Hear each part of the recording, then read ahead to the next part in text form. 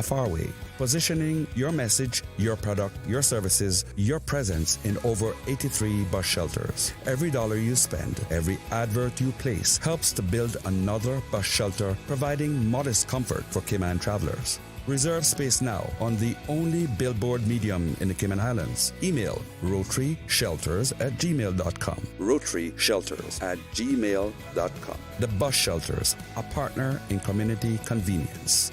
Another inspiration program by Rotary Central Cayman Islands.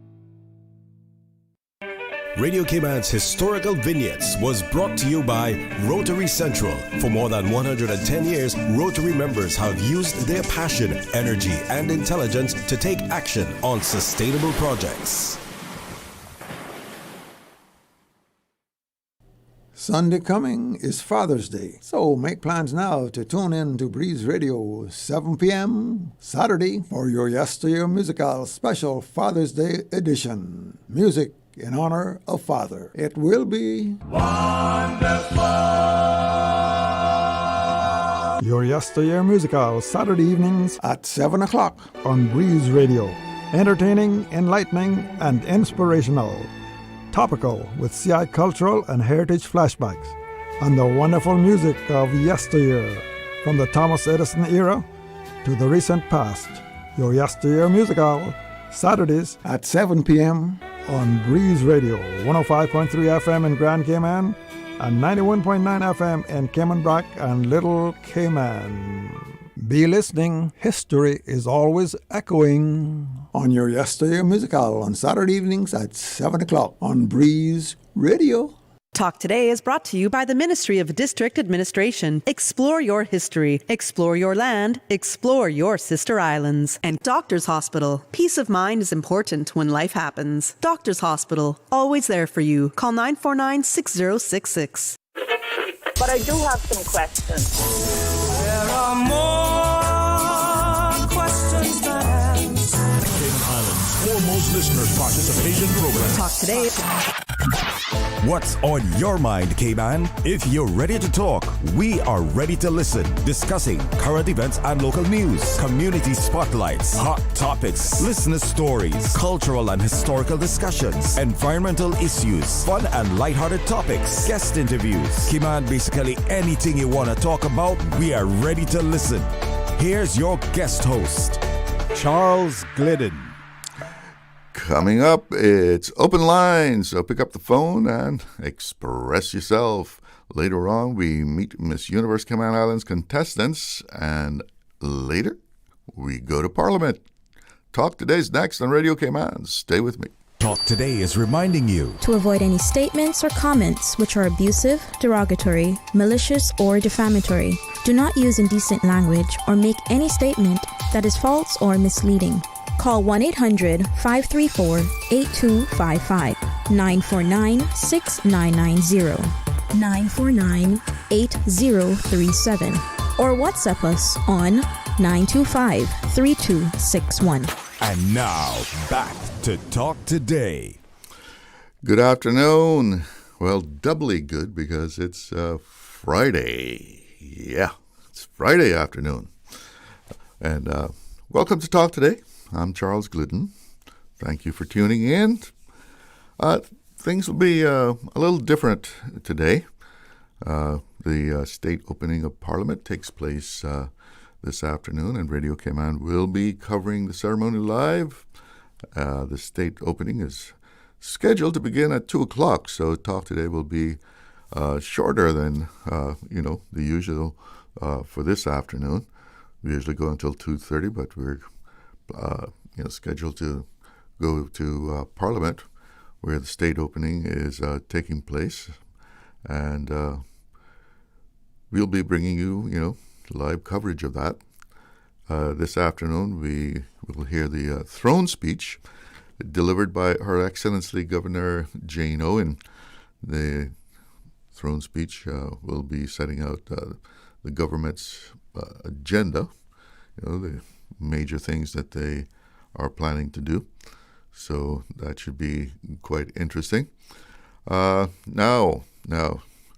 if you drive the streets of beautiful downtown Georgetown, you should hold in mind that the state opening of Parliament will cause some traffic disruptions. And boy, I don't know, maybe it's already started because Elgin Avenue there, when it was coming down, people going toward the CNB roundabout, man, a lot of traffic going through there. So hold in mind that there's going to be street closures downtown, specifically Fort Street. That's the street right in front of Parliament House. That is going to be closed. And like I said, there will likely be traffic delays downtown. There's a lot of people having to be rerouted. Fort Street will be closed from 1 o'clock until 3 o'clock this afternoon. If you need some landmarks, that's, like between the town clock and the stoplight in front of the old fort. So you might have to recalculate, as the navigation system would tell you, recalculate. Things will be, make some extra time to get where you're going if you're going to, you have an appointment like at an office downtown or something like that. Things will not be as usual because of this state opening, and you just plan to give yourself a little extra time. So, thought we were going to have some guests, but that didn't develop. So, what would you like to talk about? It's your show for the next half hour, 40 minutes or so. Numbers to call, 1-800-534-8255. That's courtesy of Flo. And you can also reach the studio at 949-8037 or 949-6990. And you can also WhatsApp on 925-3261. So let's take a look here. What's happening around? This is the state opening, and today in Parliament it'll just be the governor delivering the throne speech, and from what information we have, they will adjourn and then reconvene on Monday. So today's just the throne speech, but there's quite a bit more planned for this. I always get the session and the sitting. I guess is this a sitting session? Anyway, they will of course be debating the throne speech, but there are a number of bills on the order paper, and the government agenda has 3 bills, and that concerns child welfare, government oversight of business licensing, and financial assistance. And the actual titles of those bills are the Status of Children Bill, the Financial Assistance Amendment Bill, and Local Companies Control Amendment Bill.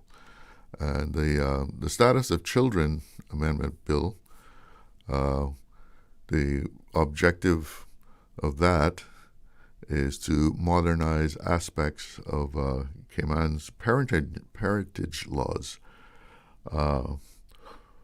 And one of the major changes that is included in that is giving 16 and 17-year-olds the right to make consent to DNA testing themselves instead of a parent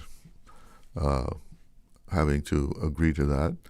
And I guess, that's, there's some ambiguity, or you're not sure who your daddy is, well, a 16 or 17-year-old now can go and say, I want a DNA test. If this is passed, which it most likely will, seeing that it's being brought by the government, and it would also make it easier in some cases to be handled in summary court rather than grand court. And the Local Companies Control Amendment Bill would give government the power to temporarily stop issuing new business licenses if it believes doing so is in the public interest. You remember some time ago it was brought up that this was coming, and it was actually aimed at development companies, that so many of those were coming online and coming in and making major developments. And of course they're foreign owned, and it was thought that some of those people may not have the complete interest of the Cayman Islands at heart. It was just simply, let's make some money, regardless of any kind of ramifications as, disrupting the environment, displacing people. And it was simply based on a monetary decision. And those people involved in it not having to live here, because they don't live here, even though they have a Cayman Islands company. And so the government can pause, if this bill is passed, the government would have the power now to pause approvals in a particular industry. So concerns pop up, they can say we're getting too much of this, or we have too much of this. Let's put the brakes on for a while. Businesses that have already submitted applications would still have that their applications considered. It's not going to, if you've done your application, it's not going to just be quashed like that. And then there's the financial assistance bill. That would make it easier for Caymanians returning home from overseas to qualify for government financial assistance instead of having to live in Cayman for 8 months before becoming eligible. So instead of the requirement of 8 months, that would be dropped to 3 months that you would have to be living here if a Caymanian returned home. It's 12:30. Remember, Fort Street closes in a half an hour. Right now, though, let's take a break. Be right back. Accidents and illnesses can strike without warning. Ouch! When it comes to urgent care, every second counts. At Doctors Hospital, we have a dedicated team of experienced doctors and nursing staff available to you 24 hours a day, 7 days a week. Don't waste time in an overcrowded emergency room when you need urgent care. Whether it's a broken bone, a severe infection, or a sudden illness, trust in Doctors Hospital's unwavering dedication to providing the best immediate care. For complete urgent care when you need it the most, choose Doctors Hospital, located in Georgetown, 16 Middle Road. There's nothing more important than your health, and seeking expert healthcare with physicians you can trust is what you deserve. UHealth, the University of Miami Health System, offers peace of mind to you and your family with a first-class experience. Our patient coordinators assist with everything you need before, during, and after your stay with us. As South Florida's only academic-based health system, UHealth offers cutting-edge treatment, compassionate care, and life-changing results just a flight away. Learn more at umiamihealth.org/international. The best foundation you can wear is glowing, healthy skin. The offices of dermatologist Dr. Wayne Porter specialize in enhancing your skin's well-being. Whether you're seeking advanced skincare, including any skin cancers, Botox, filler, cosmetic skin enhancements, or simply looking to reduce wrinkles, Dr. Porter offers a full-service dermatology and dermatological surgery practice. For more information, email drporterkman@gmail.com or call 946-9020. That is 946-9020.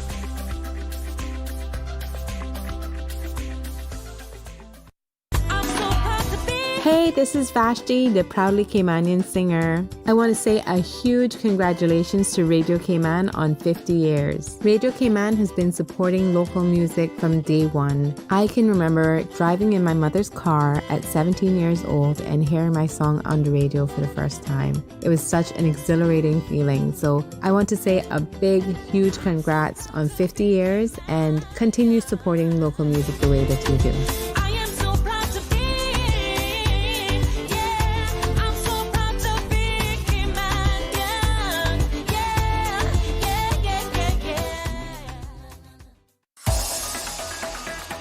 Radio Cayman's Talk Today.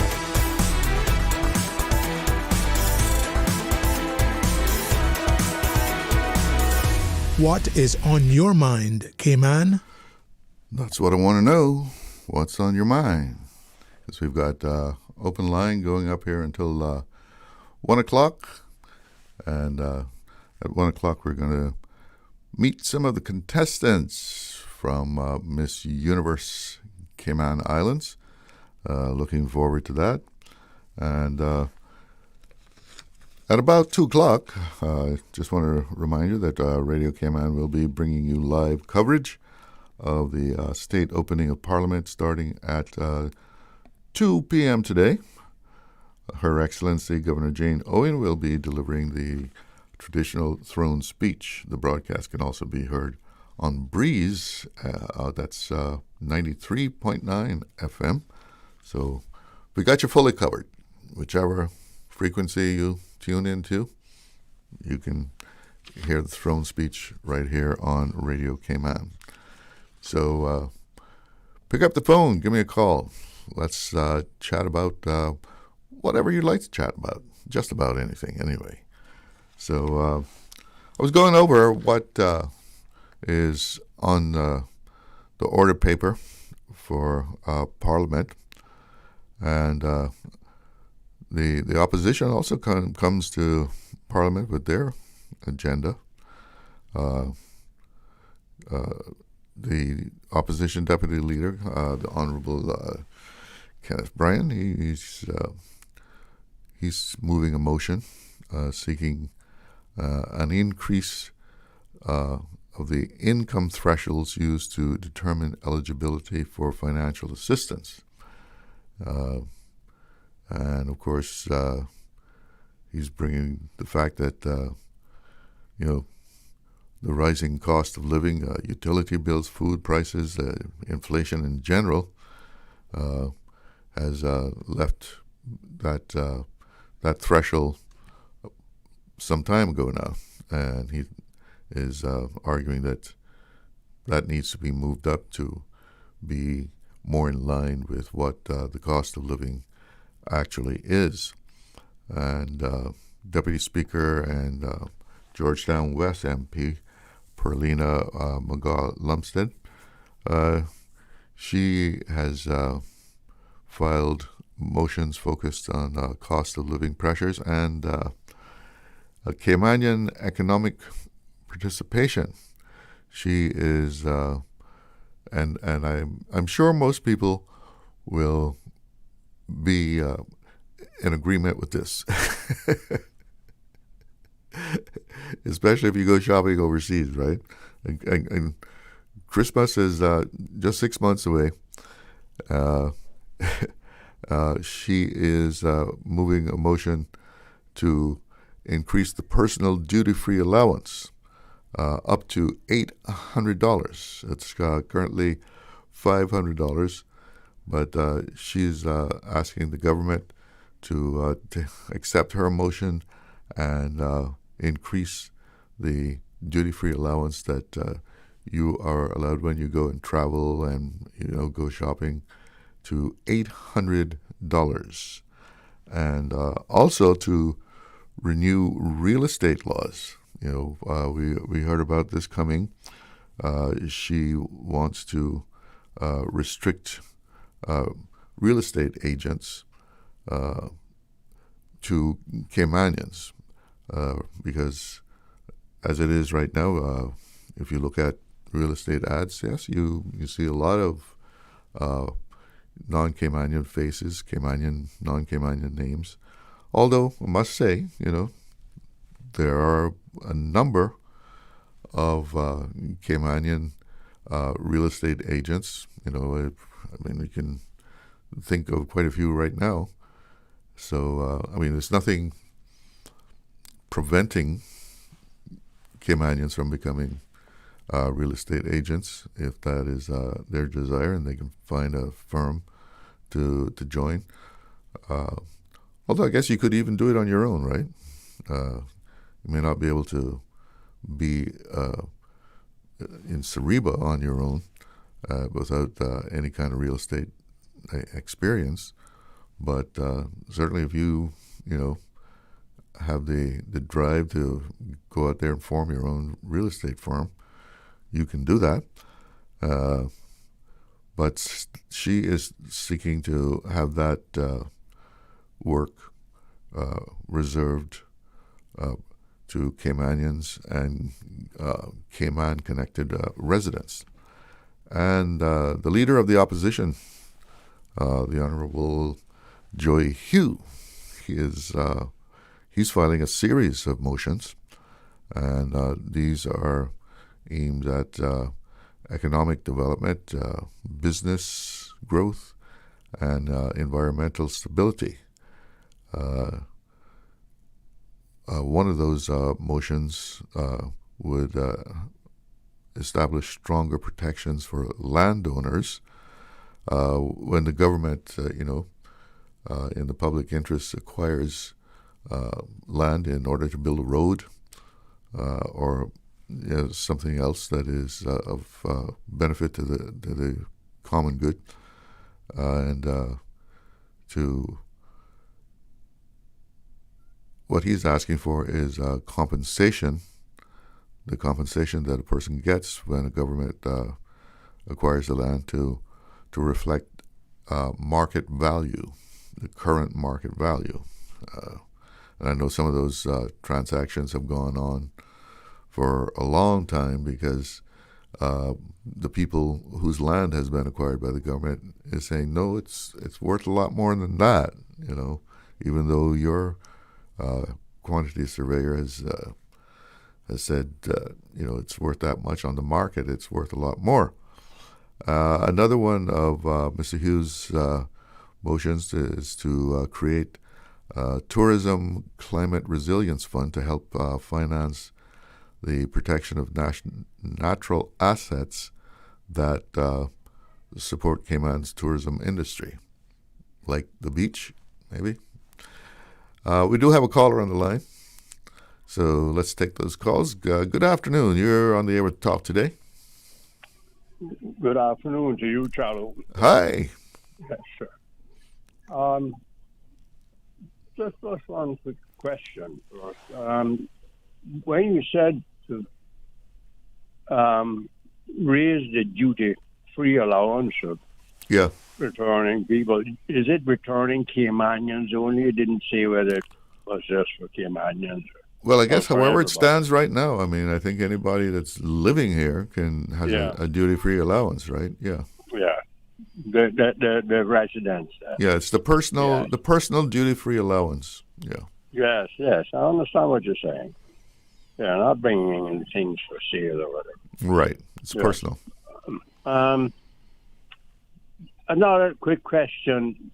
Do you know why they call it state opening instead of just saying the opening of Parliament's new meeting for the governor? The governor gives the throne, quote unquote, speech, right? Mm-hmm. Outlining the government's intentions, and I was in London. I think the king would actually come to Parliament. Yeah, right. He has to ask for permission to go knock on the Yeah. door. You can't just walk in. From back following the tradition. House of Commons, that is the Parliament. Yeah. So, common royalty is not common at all. I just wonder about all these years. It's usually a very flowery speech. A nice thing. You have a little pomp and circumstance outside, yes. That's why Fort Street is going to be closed. Yes, we just had that pomp and pageantry there this week already, and then more of it and so forth, and a lot of that is a lot, daily lives, the pomp and pageantry and so forth. And of course, one thing, it serves also as a distraction from reality for parliamentarians, because people love pomp and pageantry. And may say, oh, no, I'm not into that, but that's just not true. You like to see the marching, of course I love that, and the parades and all that, but in reality, it does take away the time for them and the parliamentarians, and it takes away and distracts from reality. And when we see some of the bills, we know these are things that have been on the minds of people for years and years and years. And they get sort of kicked down the road or the street, so to speak, and successive governments will eventually put them in place or not put them in place or debate them. And this is one of the reasons, and I'm close to this, why I keep saying this, and I know I might get berated for saying it, but I still stand by this. Can you hear me, Charles? Yeah, I'm hearing you. Because I know the phones are giving problems, even ringing, whatever. Anyhow, the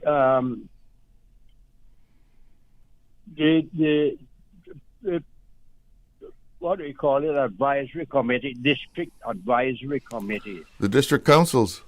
Right, district councils. Why they haven't been really accepted or put in place, or it seems a lackluster interest almost by all parliamentarians, one and all almost. And they're required, from my understanding, that they're actually required. Yes, it's in the Constitution, because it says shall. It doesn't say may. But what I'm saying is this. I don't think they'll work. We know the referendum, the same thing, an advisory referendum, has anything really been listened to or done about anything really? It's been what now? Over a year and a half, year and 3 months or whatever. And it's the same thing, advisory. Doesn't say that their advice has to be listened to. Everybody who knows Cayman, anything about Cayman politics or Caribbean politics for that matter, knows that every politician, he or she will have their own advisory, little committee. And they're going to be prone to listening to that advice much more than any other advice. Of course. And this committee thing, I think it will just, the meetings, to my mind, this is my belief, as I said when I called your station, your show, it's my opinion. Well, for them not to go forward, although they haven't made any kind of move, we would have to amend the Constitution. But listen, I got to take a break. But that's just my thoughts on that matter, and that's why I believe it has been really accepted or put in place or kicked down the road. And it's just that it may not really work because it will become a political argument each meeting. That's as I see it. And they're going to listen to their own private committee, their political committee. That's my thoughts on it. All right, Mickey, you have a good Thank you for weekend. giving me this time. Have a good weekend. Caller, hang in there. Got to take a little break. I'll be right back to get you. Did you know that Doctors Hospital provides urgent care services 24 hours a day, 7 days a week? And Doctors Hospital's urgent care physicians have access to the most advanced MRI and CT imaging in the Caribbean, providing reliable diagnostics when you need it most. When you need quality urgent care for an illness or injury, Doctors Hospital is here for you 24/7. Whether it's a migraine, chest or abdominal pain, shortness of breath, broken bones, or another urgent need, Doctors Hospital at the top of Walker's Road. Urgent care right now. Wouldn't it have been grand if you had purchased land 30 years ago? It may not be 2020, but a perfect vision has never been more clear. Kim and Brack and Little Cayman, poised for growth with an eye on the future. Your land, your history, your future. Discover all that our sister islands have to offer. It's here. Multi-year trade and business licenses are now available. You heard right. You can apply for TBLs up to 5 years. Save time, reduce paperwork, and focus on growing your business. Apply online at dci.gov.ky. Apply for your multi-year trade and business licenses today. Radio Cayman's Talk Today.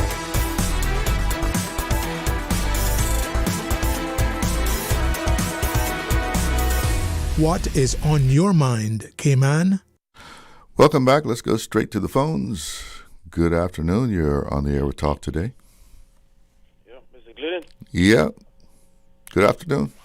Good afternoon. Yeah, I just got 2 questions. All right, a couple of questions. I'll try to answer. Okay. First question. Did AI tell you that you look good in a hat? No. But a lot of women did. Oh. How you know they wasn't AI? Because they looked real. They sounded real. Did they try to take it off? No. Okay. Next question. Sorry. That we're breaking the ice, you understand? Next question. Okay. Who owns the most land in Cayman? Oh boy. Well, if I had to guess, I guess it would be the DART Corporation. Okay. So, if it goes against his interest, what do you think he would do about that? Well, I'm sure he would try and, protect his interest. You mean if the government was going to bring some law or something like that, and it was go against his interest? Is that what you're saying? Yeah. Yeah, well, I'm sure he would lobby them to, not do it. How do you think he would do that? Oh, well, I would think approaching them to talk to them and, make a case on why it's not a good idea would be one way of doing it. But it would be a good idea for us, but a bad idea for him. Well, that's what you're saying. Yeah. Because it says in the rules that no business, no owner is supposed to own more than 35%. Of what? Of Cayman land, Crown land. Of Crown land? Mm-hmm. Well, I mean, the Crown owns Crown land. That the government owns it. But who has the ability to sell that land? The government. Okay. You see what I'm getting at, or no? Not quite clear. Okay. So it says that you're not allowed to own no more than 35%. Is that you're quoting a law? You're quoting a law there? Yeah. That no one person or entity business or one person own 30% of the land area in Cayman? Yeah. But it says that he owns 65%. Well, I don't know how much he owns. But I thought he's a resident of the Cayman public, right? Yeah. When I as far as I know, from what I hear, things to the bank, I have to make sure I show everything that I own. If you go to get a loan? I would have to show everything that I own. Yeah. Yeah. Yeah. Although I don't know if he's making any loans. No, I never said about making loans. I said when you go into disclose your ownings, your net worth. Mm-hmm. You have to show everything, right? Whether it be you or third party, you have to show it, right? It depends on what you are doing with the bank, what kind of transaction you're doing. And you know what's so funny when you bring that up about the bank? You know what's so funny? The certain businesses would go to him to exchange the money rather than the bank. I'm not making no false claims, I just know what I see through the businesses. You understand? Because I'm somebody that is in all these businesses. You understand? Mm-hmm. Yeah. So say that again. What you just said, that people would go to him instead of going to a bank. Yeah. For the exchange. Oh, if you're exchanging Cayman dollars for U.S. dollars? Yeah. Why would they do that? I think the bank charged 84, he charged 82 or 80. All right, I didn't know he had a money exchange, but. You see, that's what we're talking about when somebody not really in for our interest, not looking out for our best interest on this island. And for all those that are covering up for him, I feel sorry. I feel so sad for you all, man. For real. But you can also. What'd you say that? You're saying that he does money exchange at what? 80 what? I think it's 82 cents. Yeah, well, some people change it for 80. If you can find a person who can do that. Yeah, you're talking about the little numbers, man, or whoever else that wants to send money. Yeah. But we're talking about big businesses that want to exchange money and get a proper rate and a proper return on their money. They will go to him. Yeah, well, you got about if what you're saying is true, then if you got 83 or 82, you got a better rate. And like I say, I heard it talk before. Don't make false claims and don't make false accusations. Mm-hmm. I am not intending to do so. All I know is it's been like this now for the last 10 years. Yeah. That's what they've been doing. You understand? Well, no, if I certainly can't verify it. No, but if you're afraid to investigate that, then it proves my point. Well, I'm really not an investigative reporter. You should be, man. That hat make you look like you're one, man. Elliot Ness. Have a good day, Mr. Glidden. All right. You have a good day, good weekend. Yes, sir. Yes. Let's take another call. Good afternoon. You're on the air.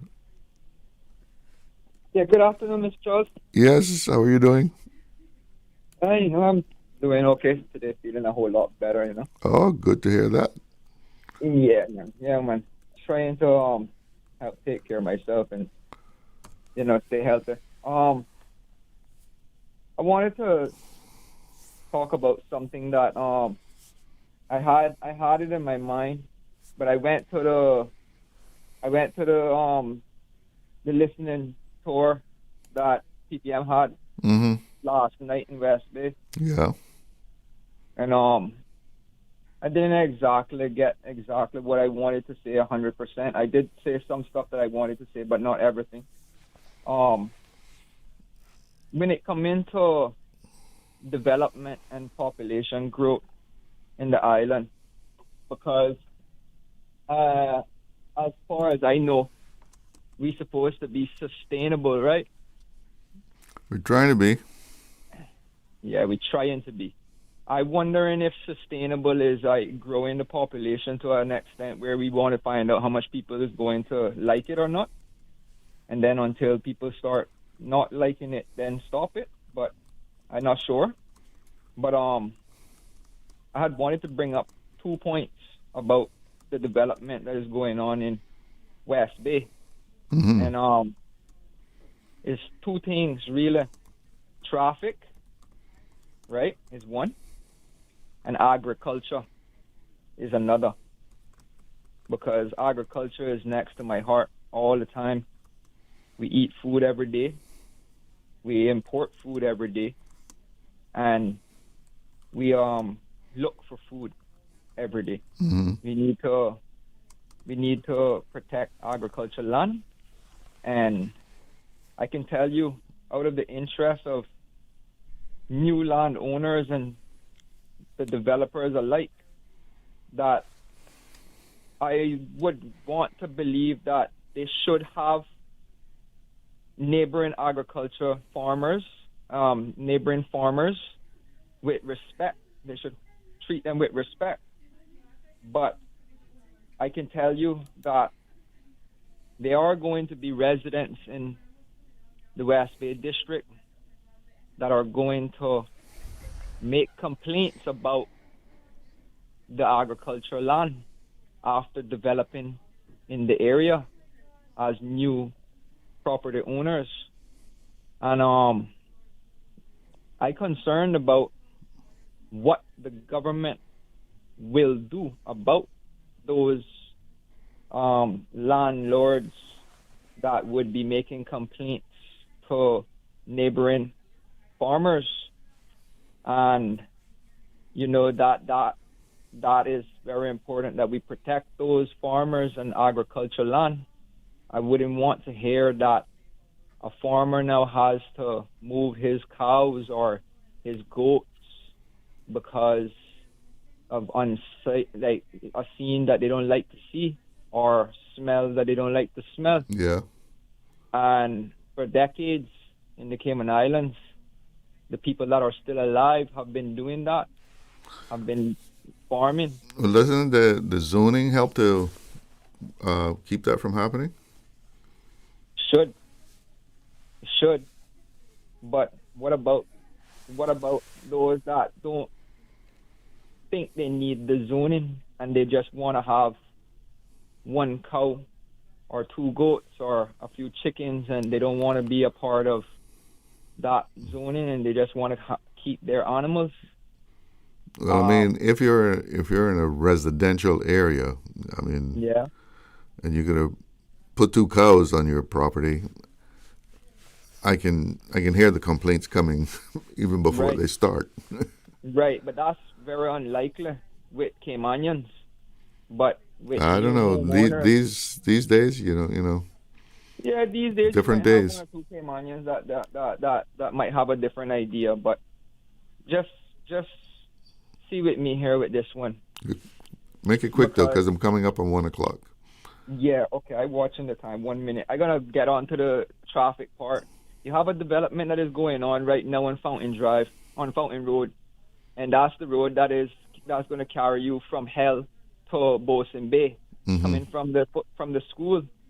And the way how I see that development is going on, they would have to build a new road on Fountain Drive, connecting to Birch Street Hill if they want to eliminate the traffic from the schools, because every morning the schools are with traffic, and coming out of West Bay alone, for some people is bad. And if we are going to continuously add these big apartments in small areas, and they're going to be causing a congestion, because in Bosun Bay alone we see that, and it introduces speeding, reckless driving, because everybody's trying to beat the hour. Okay, I got to go to the news. That's all I got to say. All right. Thanks for the call. Have a good weekend. Yes, sir. It's 1 o'clock. Let's see what's making headlines. If they are talking about us, living in your head rent-free all this time, we must be relevant. Radio Cayman since 1976. From Radio Cayman's newsroom, this is Headlines. Local, regional, international news. The Headline News is brought to you by Kirk Market and Health Services Authority. With your latest headlines, I'm Elizabeth Charles. The shops at Cayman Bay are rolling out Father's Day deals, they say, from wellness and grooming to music and dining. In an announcement from the organization this week, businesses highlight discounted massages, spa packages, and gift cards, plus specials on vinyl players, men's gift sets, curated gift baskets, and a Sunday roast with live jazz. In international news, White House officials have 4 months delayed releasing a U.S. government report on vulnerabilities in the nation's voting machines ahead of the November midterms. Reuters reports the Office of the Director of National Intelligence briefed the White House on the findings for 6 months, but never received authorization to publish the study. In other news, UK Prime Minister Keir Starmer is under growing Labour pressure after Andy Burnham's convincing Makerfield by-election win.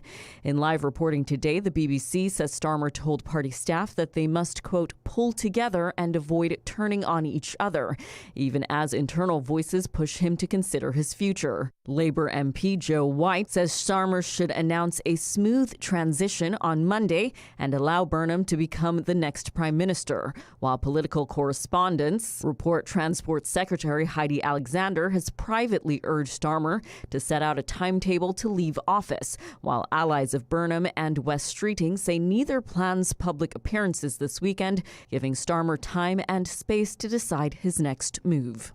Those are the latest headlines. I'm Elizabeth Charles. Radio Cayman. More news available at www.radiocayman.gov.ky. Check out our social media pages: Facebook, YouTube, X, formerly Twitter, Radio Cayman Headline News.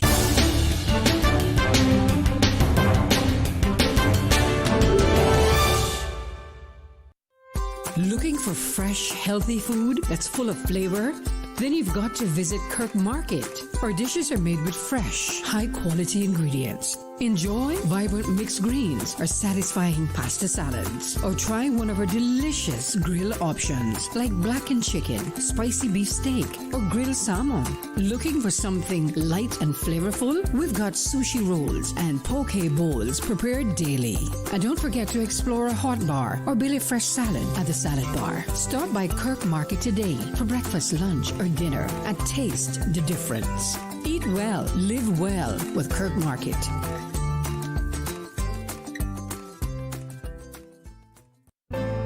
Your Cayman Islands Health Services Authority has been the national healthcare provider of the Cayman Islands for many generations. We have elevated our level of care to ensure you, our patients, have the best possible experience. We offer better access to care close to home with the most locations on all 3 islands, delivering a full range of primary, secondary, tertiary, and emergency care. HSA is a JCI accredited organization, and we are committed to caring for you. Radio Cayman is pleased to feature this special Sister Islands historical vignette brought to you by the Ministry of District Administration and Lands. Explore your history, explore your land, explore your Sister Islands.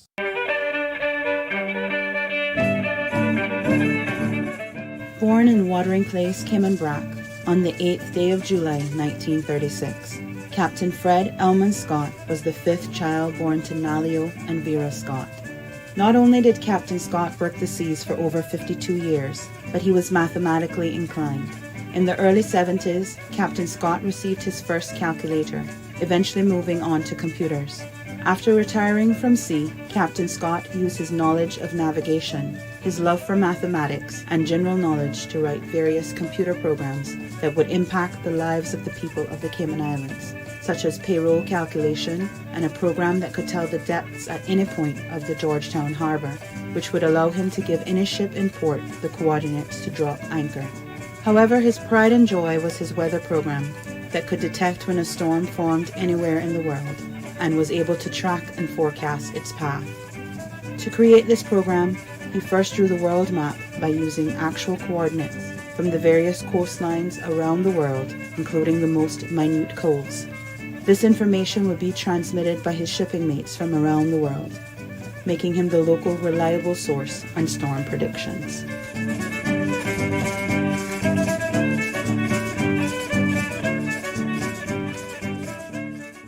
Radio Cayman is pleased to feature this special Sister Islands historical vignette brought to you by the Ministry of District Administration and Lands. Explore your history, explore your land, explore your Sister Islands. Radio Cayman's Talk Today.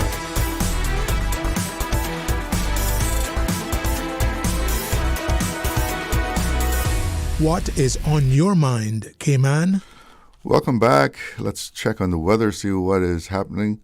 The afternoon forecast is calling for isolated showers, and the current temperature here in Georgetown, 83 degrees, but it feels like 92 degrees.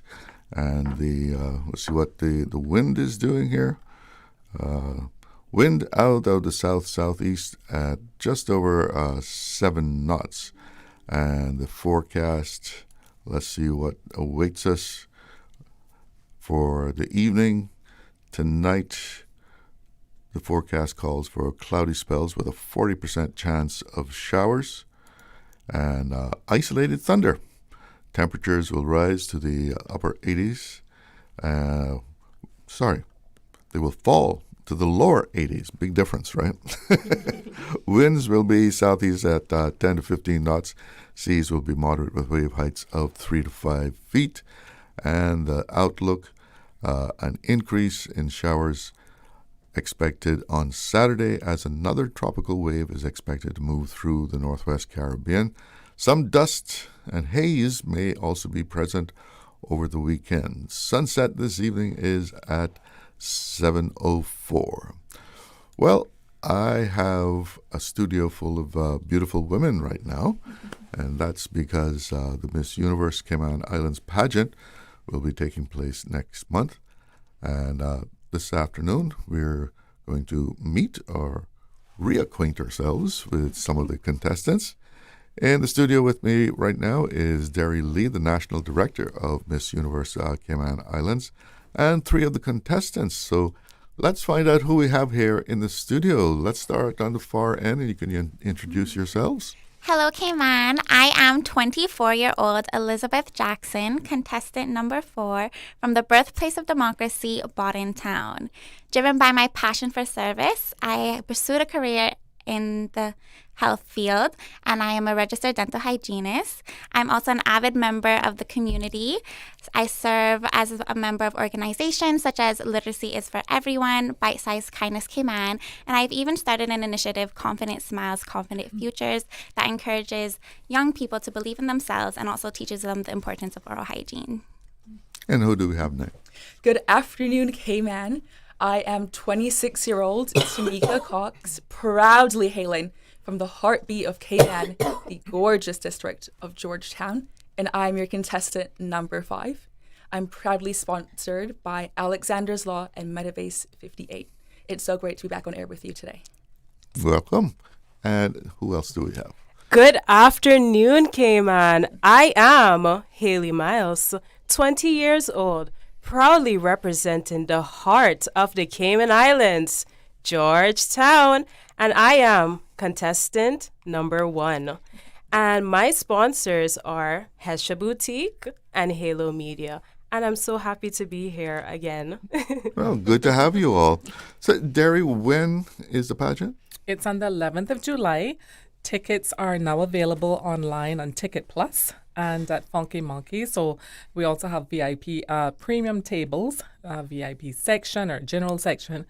So please, go online or purchase your tickets at Funky Monkey or contact the committee by emailing us at misscaymaninfo@gmail.com to arrange a premium VIP table. All right. Yes. Sounds like a good time. Yes. It's going to be good. Are you going to be there? I'm going to try to be. Good. But where's it going to be held? At Pedro St. James. Starts at 7 p.m. And we're doing it a bit different this year. It's a bit more about culture and authenticity and so forth. And we do have the Ministry of Culture supporting us this year. A big shout out to Minister Rankin, Isaac Rankin. I also want to give a big shout out to the Minister of Tourism, Gary Ruddy, and the Minister of Education, Ralston Anglin. 3 big supporters. Also the Minister of Sustainability, Catherine Wiltz. The government is fully behind this. Yes, absolutely. We're the number 1 pageant globally, and we're the number 1 pageant on the island. And we want to encourage everyone to come out on pageant night, July 11th, 7 p.m. at Pedro St. James, to watch these 6 beautiful contestants just grace the stage. I mean, I feel they're prepared, like pretty much prepared. They've gone through an extensive training program over the past month and a half, pretty much, a couple of months. Yeah. Yeah. And as you can see, very well spoken. And I'm very proud of their growth and their transformation so far. So I imagine this has been keeping you very busy. Extremely busy. I say to myself sometimes, dear God, but you got to have a passion. Yeah. Because if you don't have a passion for it, you're just like, you'll give up. We'll have people come on board and they want to assist and they realize it's a lot of work. It's not just about the night of the pageant or any little event that we have in between, not little event, but any events that we have or activities in between, or the Miss Universe pageant. This is a daily operation, so it takes a lot of commitment, a lot of passion, and you have to come in with that community mind that there's no financial gain here, from it. You spoke of training. What kind of training do you provide the ladies? So they go through runway training, as well as etiquette training, public speaking. We also provide a life coach to help them, with their challenges, that they may encounter leading up to the pageant. And it's just, we also have a boot camp that we do annually, which is gives a wide overview, very broad overview, I should say, on a very high level, with what we offer and, the judging process, what the training process entails, their coaches and what they're going to be training them on and so forth. So, and I think it's worked really well because it's a vast amount of information, but they leave very well, I guess in a much better position before they came in, knowing a lot more about us. Yeah, how have you developed just going through this training? It's been a huge development, I would say. There's been a lot of work with public speaking, with runway walking. You develop a confidence and a grace to walk into any room and, I guess, just shine and put your best foot forward. Yes, and we saw that at the night of the session. I mean, we had almost 200, people there. And there were actually another 4 huge events going on that night. And they were just amazing. They spoke well, they looked beautiful. And we just can't wait to see them on the stage. And the other two would like to add to that as far as how you've grown by having this training? I feel that entering this competition involves a lot of self-discovery as well. A lot of people feel that to enter a beauty pageant, you have to have everything figured out. But I definitely say this journey has been about self-discovery as well for me. I've figured out things about myself, formed opinions about certain issues. And it's been a good journey of growth. Miss Georgetown. I can also add on to that because I said I wanted to grow in confidence, and now I can proudly say I am a more confident woman than I was before. And the training was needed because I didn't know how to walk in heels properly or make myself clear, speak clearly, get my points across. And shout out to Seductive Beauty for the makeup tips at the boot camp. I really appreciate that. And my look just came together today. Big shout out to Vanity Salon as well. They have been doing so much to help these girls look beautiful as well. To the coaches, Ingrid Miller, the public speaking coach, to Mariah Tibbetts, our former Miss Universe Cayman Islands 2020. She has been phenomenal and always on board. So very happy to have her on board every year. Now, it takes a little bit of bravery, I think, to step into this arena. What motivated the three of you to, make that move? I can speak to that one. It's 2 parts for me. It's been my childhood dream for as long as I can remember to become Miss Universe Cayman Islands, and also driven by my purpose. My platform is education and career development, and I feel this pageant has given me a platform to advocate for that. My sponsor, Alexander's Law, has been gracious enough to offer a 2-week legal internship to an individual in our community with an interest in the law. So I've been really happy and pleased to be able to offer these opportunities and fulfill my dream. Great. What about the other 2 here? Yes, I have. This pageant has made me come out my comfort zone, and I'm really happy for that. I'm always trying new things, so this is something that's really bold of me doing. and to advocate for my platform, young women and women. And I can't wait for you guys to see on my social media what I have in store for my platform. And how about you? What motivated you to step into the arena? Like we've been discussing, I feel that pageantry is a transformational journey and of self-development, but it also comes with a purpose, right? So trying to figure out my purpose in life, I want to be a woman of value to my community that I love so deeply. So just combining, I feel pageantry is the perfect environment that combines the two, purpose with self-development and community service. So those were my motivations. Now, pageantry today is a lot different from years ago, right? Absolutely. Tell us a little bit about the difference. I mean, it has evolved over the years in so many different ways. I mean, you have, I remember back in the day Just come a little closer. Sorry.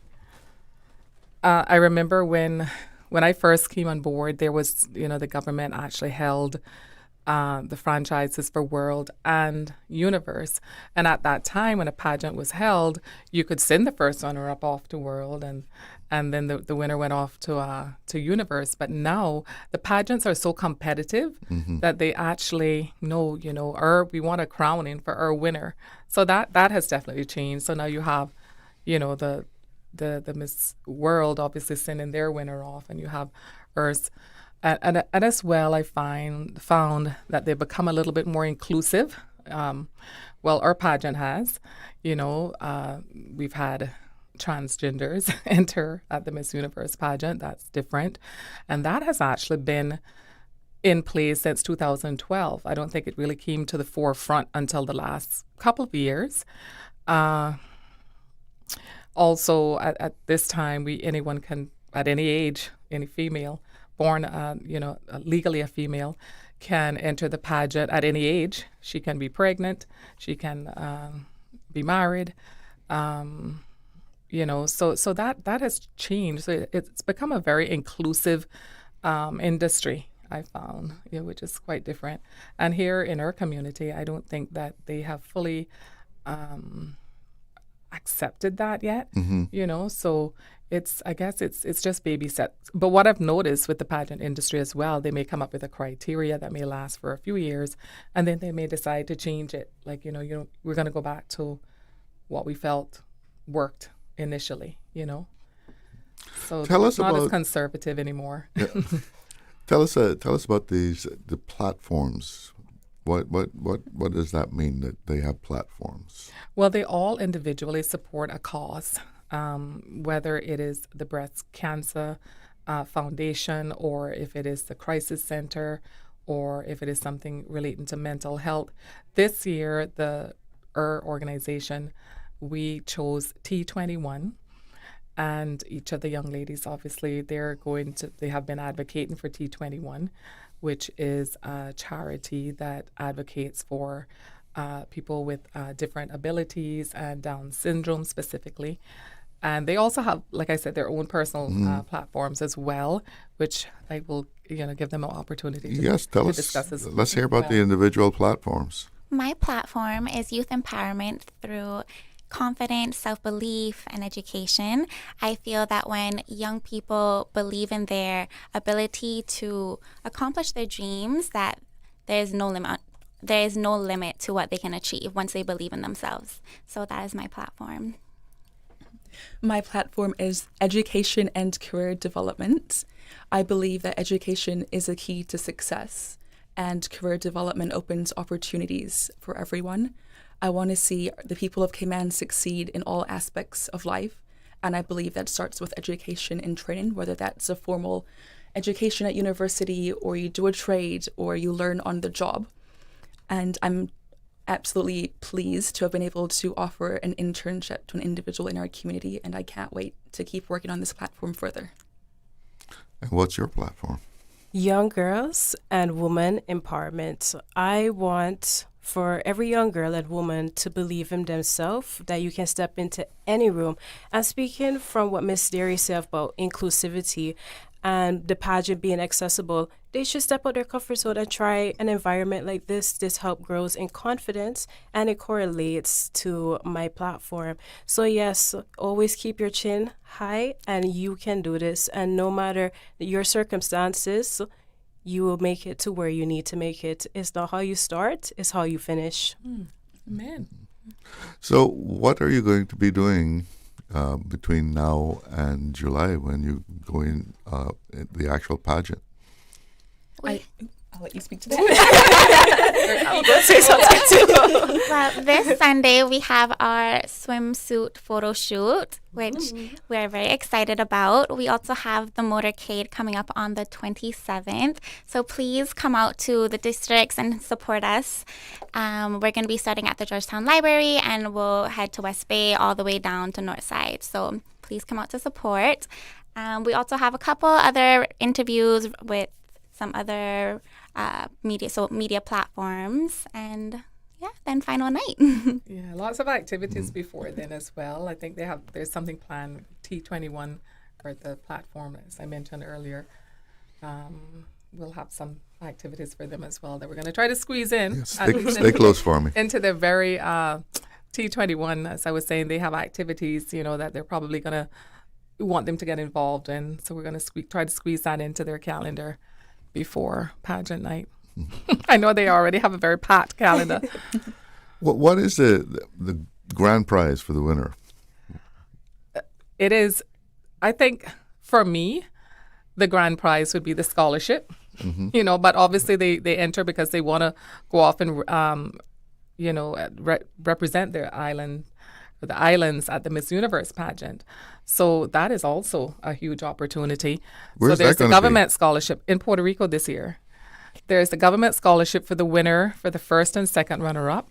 And we also now, through the Ministry of Education, have the Education Ambassador Program. And they offer a monthly stipend to the winner. So that is another huge incentive as well. They go into the schools and they prepare their own motivational workshops, as well as attend the Ministry of Education events that, I don't know, just today, actually, Tahiti Seymour, or reigning Miss Universe Cayman Islands, is in the BRAC, attending 2 graduations over there. So, yeah, it's those are the main prizes, along with a lot of the, we have a lot of the private sector tend to buy in, which we're really happy about that. And they offer prizes as well. We provide wardrobe for the winner to go off to the Miss Universe pageant. We provide training as well, additional training on a higher level to prepare them. It's just a win-win to me, and that's outside of the fact that they gain so much experience and confidence during the journey. Now, if you ladies win the scholarships, do you all have your ideas already as far as what you would want to go study? I have always been passionate about architecture, even though it has been something I've been working on and passionate about. Architecture has been a dream of mine, and I want to pursue that. So if I would have the opportunity, I would to pursue my dream. Go ahead. Sorry. I believe in lifelong learning. And if I could, I would study culinary arts. I would become a lawyer. I've been working with Literacy is for Everyone for over a year now, and I really enjoyed going into the schools, having that one-on-one time with the students, helping them, seeing them grow in confidence with their reading skills has really been rewarding. So something to do with teaching, or maybe even like needs assessment units, something in that realm to do with the youth and help encourage them and empower them, I think is what I would put this government scholarship used to. And where would you be headed off if you win a scholarship? I was lucky enough to have the opportunity to study at university in New Zealand. I completed a Bachelor of Laws and a Bachelor of Commerce with a minor in human resource management. So I would love to give it back to the community. I think my career and my education is at a place where I'm able to advance through professional training, through my job. So I'd love to give that scholarship to someone in need for them to have an opportunity to go and study overseas. Well, that's very nice of you. Thank you. And how do you see yourself using the opportunity that you've had, to in the future? After the pageant is over, you've served your time, or even if you're not a winner, putting your experience that you're going through now to use as a person in the community? I think this experience will carry me through all aspects of life. I think the skills that you gain from all the training you go through gives you an extra confidence. You learn so much from this experience. Career-wise, you're able to use it networking. I'd love to continue my community work. So, of course, I would continue to advocate for my platform education and career development. I've learned about the work of T21, and I think it's absolutely inspiring and necessary, so I'd continue to advocate for them as well. Anybody else? Oh, yes, this community offers a lot of opportunities with or without a crown. We are all winners with or without a crown. We are all queens in our own right. And what we're doing right now is powerful. We use our voices to advocate for our platform. And I am grateful to be a part of this journey. So I will take this journey with grace and use up as much opportunities as I can. How would you use your experience in the future? I believe that there's so much to be gained from being on this journey, and I would continue to advocate for my platform, serve the community through different volunteer works, and encourage and empower other ladies to feel confident and comfortable in their skin and to live their life authentically. There's one thing I want to say, because she mentioned, Haley, that they're all winners. What I've noticed with this group of contestants this year, I've never seen such unity. They really look out for each other. And I'm going to hold them to this girls' trip that they say that they have planned after the pageant. I really do, because I think, it's after the pageant that matters. Yeah. It's just as, I guess, meaningful as leading up to the pageant, because then we'll see who they really are. Are they going to be still as graceful? Are they still going to have that unity? So, but for now, during the pageant, it's been absolutely amazing. Like, we have not seen the organization, the members, volunteers, we have not seen such a togetherness with any of the other groups that we've had over the years. But the pageant is a great springboard, isn't it? Yes. To launch. Yes, it's a platform. It's that stepping stone. It's that foundation for them that propels them into the next level, I feel. I mean, when you look at, a lot of the former queens as well as contestants, they all have a key role in our community, whether it's in government or not, with their careers. So we produce leaders. This pageant has produced leaders and role models. Fantastic. Yes. Well, ladies, thank you so much for coming in and letting us know a little about each of you. And we're going to take a break, but we have some more contestants to meet. So we'll be back with them right after these words. Accidents and illnesses can strike without warning. Ouch! When it comes to urgent care, every second counts. At Doctors Hospital, we have a dedicated team of experienced doctors and nursing staff available to you 24 hours a day, 7 days a week. Don't waste time in an overcrowded emergency room when you need urgent care. Whether it's a broken bone, a severe infection, or a sudden illness, trust in Doctors Hospital's unwavering dedication to providing the best immediate care. For complete urgent care when you need it the most, choose Doctors Hospital, located in Georgetown, 16 Middle Road. Explore your history. Explore your land. Explore your sister islands, the ultimate staycation experience. Your culture, your freedom, the land that time forgot isn't gone. It's your sister islands. Discover all that our sister islands have to offer. She hear clunk and her car stop. I was just about to send her some money, so I send it straight to her JN Money Transfer card. It cost me less, and perhaps she use the card, pay the garage right away. She'll get discount through the JN Rewards program in Jamaica. This card make things easy. You can even get funds at any multi-link ATM. JN Money Transfer Card. Fast, affordable, convenient. Tell your loved ones in Jamaica about it. Sign up is free. Cineco's parametric insurance after hurricanes is now available for motor policies. Fixed automatic payouts cover incidental vehicle expenses like fuel, cleanup, and minor repairs. No claims, no damage required. $200 for comprehensive policies or $100 for third-party policies. Available exclusively through Cineco and included with all new motor insurance policies and upon renewal for current policies. Visit cineco.ky today. Cineco. Keeping Cayman covered. Radio Cayman's Talk Today.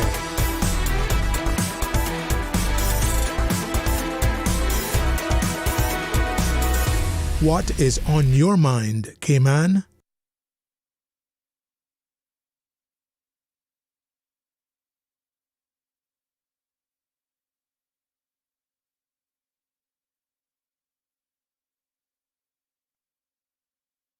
Okay, we are on.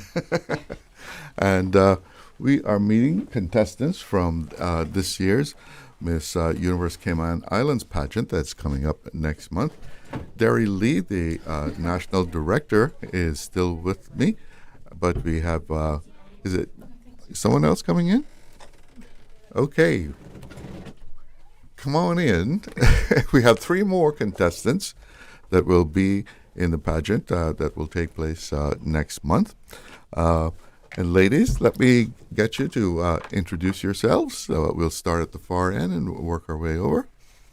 Hi, Cayman. This is 21-year-old Juliana Myers, proudly reigning from the Radiant District of West Bay, sponsored by Lobster Pots. And who do we have in the middle here?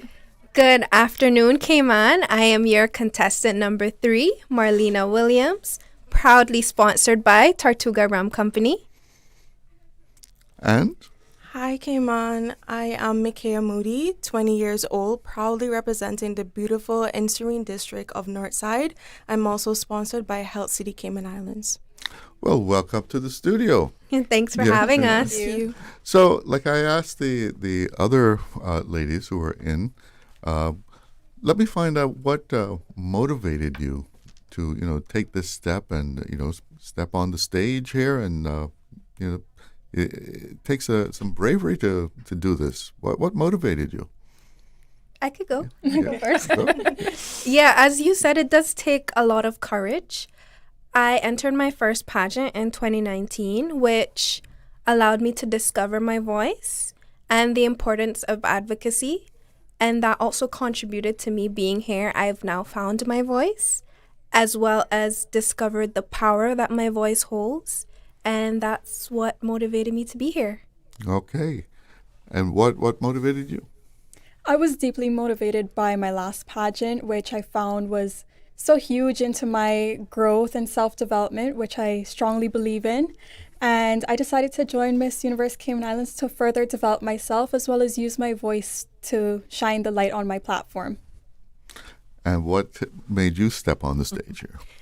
I stepped on the stage to bring health awareness, to show my younger generation, Caymanians upbringing, even Caymanians my age and older, that wherever you start does not determine wherever you finish.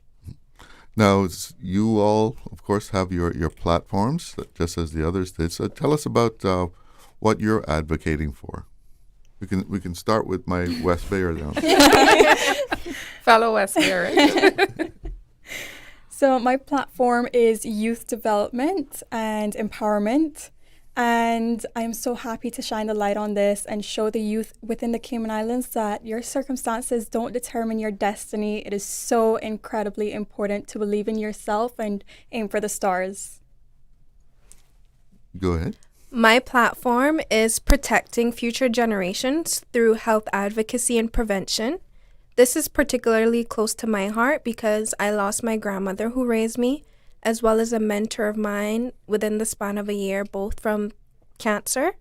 And I've had my own health struggles as well and challenges.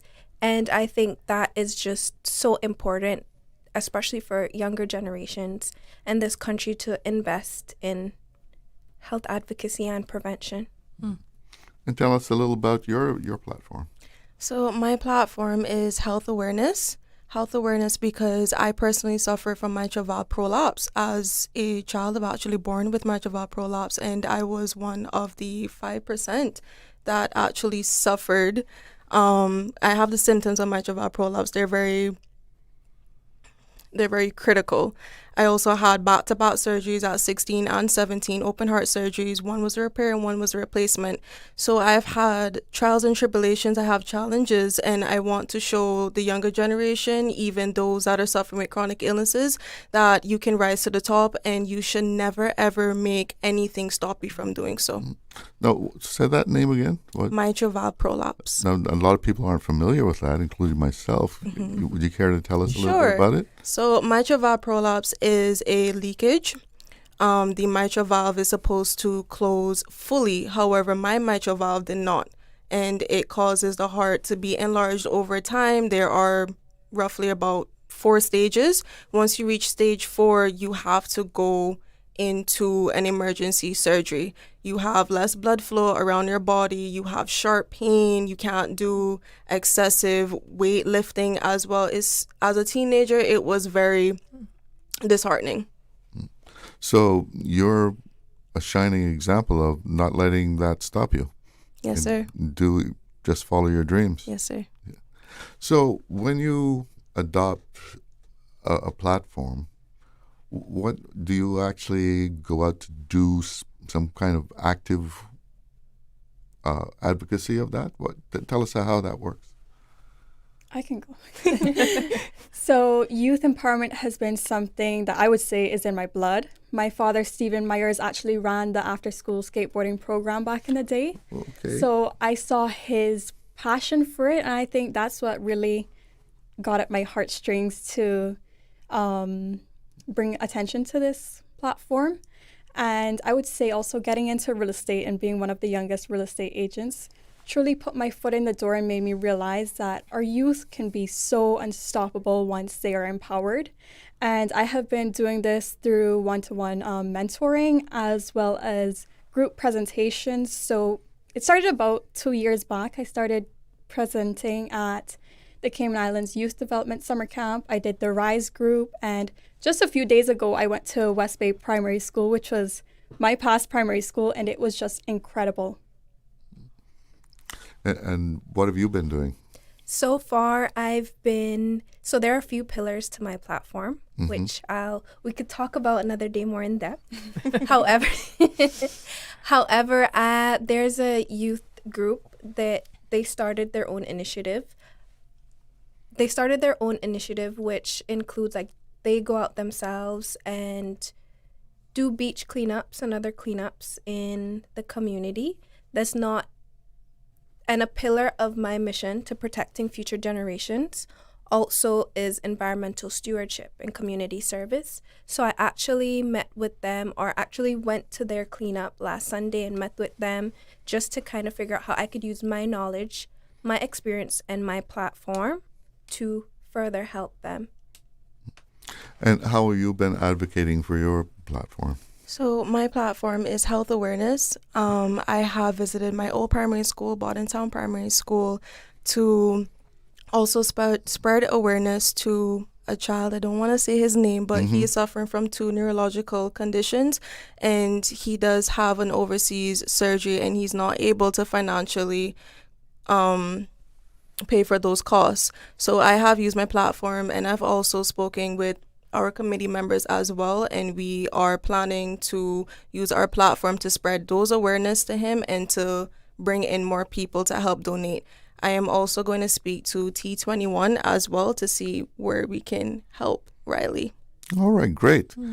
Derry, in the last segment, we were talking about the changes that have developed over the years as far as pageants. Yes. I mean, in former days, everything seems to be hinged on beauty and presentation. But it seems that much broader now. Yes. There's what do you do to help your community, intellectual ability. Yeah, I think we try to drive home, especially at the boot camp, that this isn't just a beauty pageant. It is an opportunity for the young ladies to, if they have a platform, to actually make that more visible. It is an opportunity for them to get more involved in the community in general. It is to be a great ambassador and a role model, to allow the Caymanian community to see who you are, what you have to offer, not just as a beautiful face, but from your heart, Sometimes, they say that charity begins at home. And I think, that when you teach your children from a very young age to give and to get involved, then it just becomes natural for them to want to give back, we've seen some of the mindsets, not with this group, but where they look at it as just an opportunity to take photos, have all these photo shoots, wear nice gowns. That's really not what it's all about. And even for the global organization as well, they focus a lot on what are they doing in their community. You look at some of the other countries where they're going into the villages and maybe they're feeding the needy, the people that are less fortunate and so forth. And so they're really getting involved in their community. And so we're starting to see that as well. And this group is very much involved this year in the community. They've come with their platforms and they've already been active, prior to coming on board our pageant. So it just shows that they have great initiative and obviously very resilient as well. They have some great resilience. We look, for that young lady that has strong mental fortitude, to be able to actually carry out her duties as well. So when did they all get registered that they were all on board? And it has been like a whirlwind. It was like all in May, early May, it all happened. And we're like, okay, well, we had at least, I think, 12 applications. And of course, we look at them and not everyone, you closely let through the gate. The applicants. Yes. So we shortlisted our 6 that we have now. And because it's so important that we choose the right winner, we want the right representative, as we were talking earlier, that somebody that understands that this is not just a beauty pageant, that it's not just about Makaya Moody. You become Miss Universe Cayman Islands, meaning that you're representing your country. And so you have to show those, ambassadorial qualities as well. So, yeah, May. It all happened in May, and it's been like bam, bam, bam since, But we've been moving. We've been moving along. Our motorcade, as I said, kicks off next Saturday, and it's an opportunity for the Caymanian people to meet the contestants, to come out and support them, wave them on. We're kicking off at the Georgetown Library, and we're heading down to the West Bay Turtle Farm, and then up to, through Georgetown, up to Boddentown, and then to Northside. Are you going to be making stops on the way? Yes, and we're going to stop at Crystal Caves to have lunch. So, yeah, we're going to be making stops, definitely. We are still in the process of just routing our map. So, but it's going to be an incredible day, almost a full day, but it'll be fun. And I think it's a time when our community can display that Caymanian pride and that community spirit, and come out and show your love for West Bay and Northside and Boddentown. So that's next Saturday? The 27th, yes. The 27th. Yes. All right, we have to take a quick break here. We'll be right back. Looking for fresh, healthy food that's full of flavor? Then you've got to visit Kirk Market. Our dishes are made with fresh, high-quality ingredients. Enjoy vibrant mixed greens or satisfying pasta salads. Or try one of our delicious grill options like blackened chicken, spicy beef steak, or grilled salmon. Looking for something light and flavorful? We've got sushi rolls and poke bowls prepared daily. And don't forget to explore a hot bar or Billy Fresh salad at the salad bar. Stop by Kirk Market today for breakfast, lunch, or dinner and taste the difference. Eat well, live well with Kirk Market.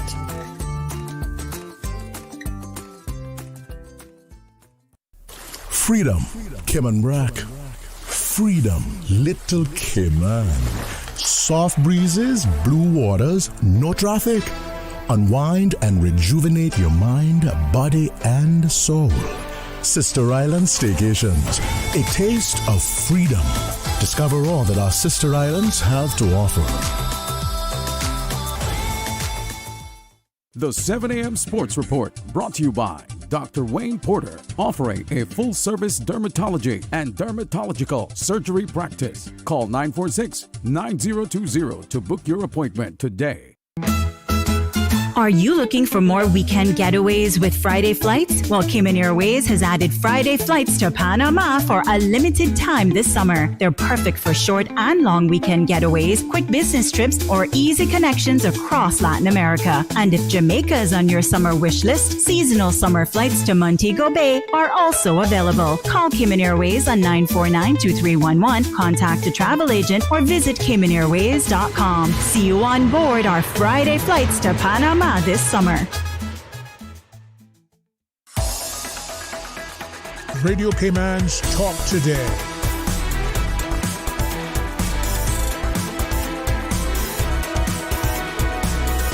What is on your mind, Cayman?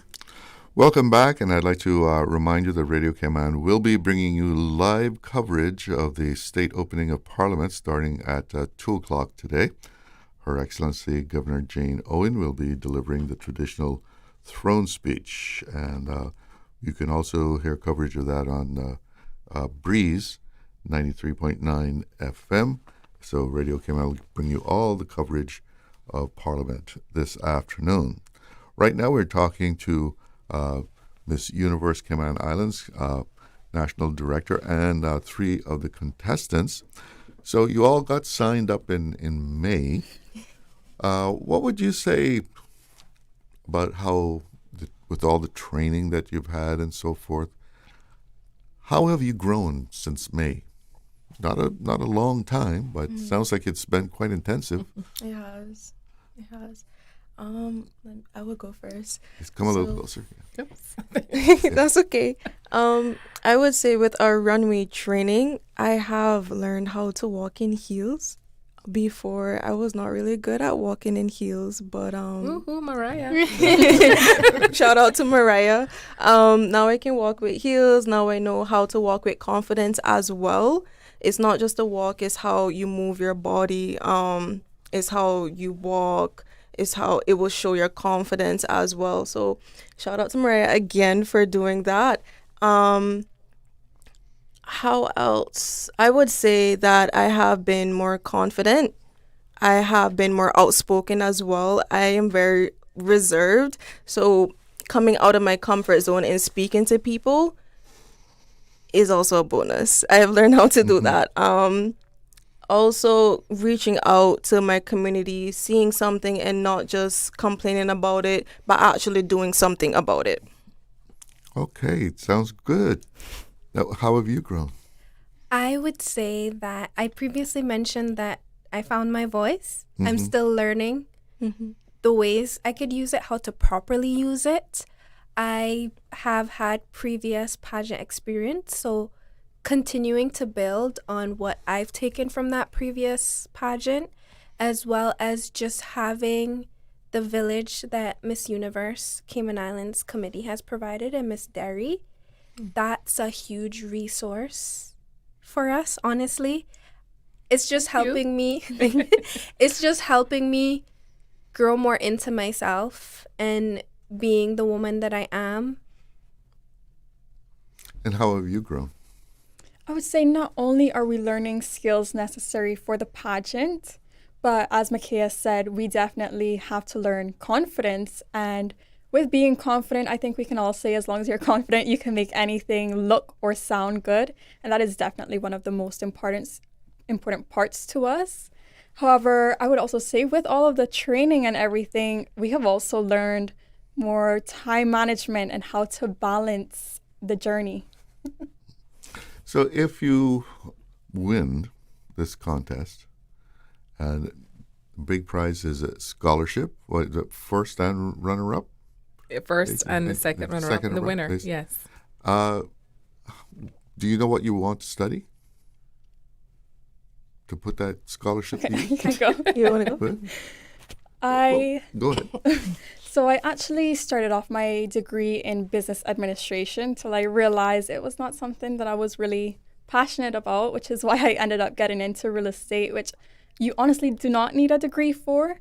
But something I learned that I have the passion for is social work, because I currently have a cousin that's in the foster system, and it is really near and dear to my heart to see how the social workers have affected him and everything they've done in his journey and for our family. And what would you study? I would love to pursue my master's in business administration, maybe specialize or minor in something in management. And how about you? I would pursue business administration and finance. However, I started off with science. So I have my associates, 1 year of associates in science, because I always wanted to be an orthopedic surgeon. And I feel like I would also pursue a little certification in administration in medicine.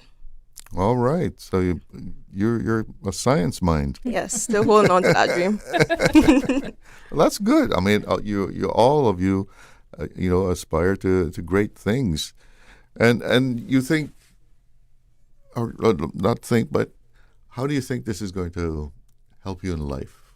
This experience that you're going through right now, whether you win the crown or you don't win the crown, how will this take you forward?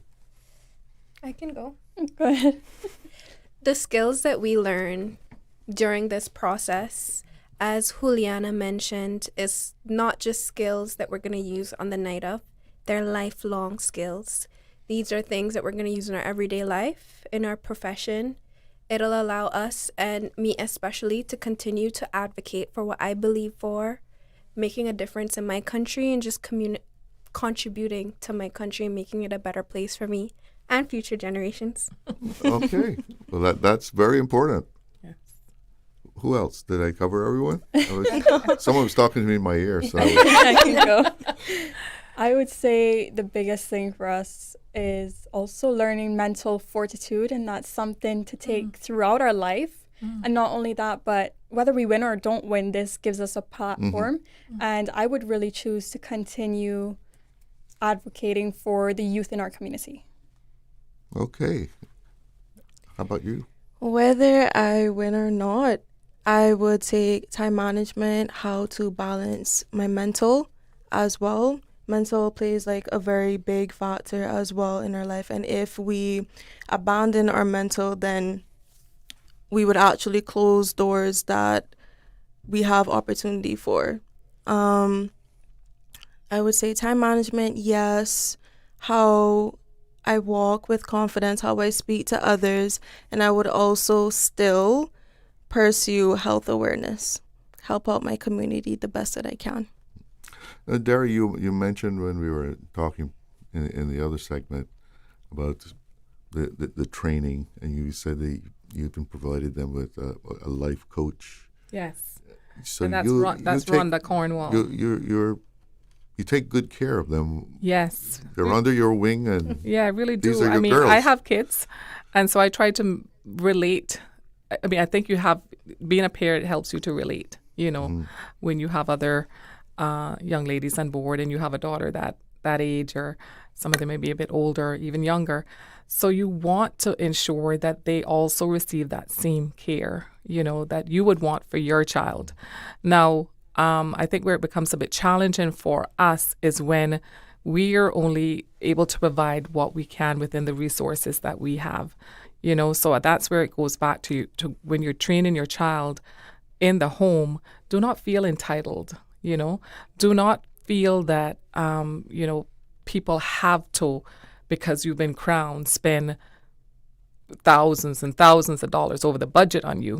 Be grateful, be gracious, be humble, be respectful.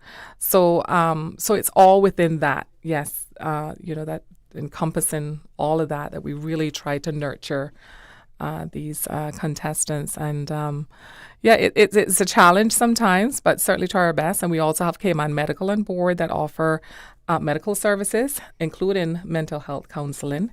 And so you realize that during the course of this whole thing, there's going to be some rough spots. Yes. I think the topic, the main theme these days is around mental health everywhere you go.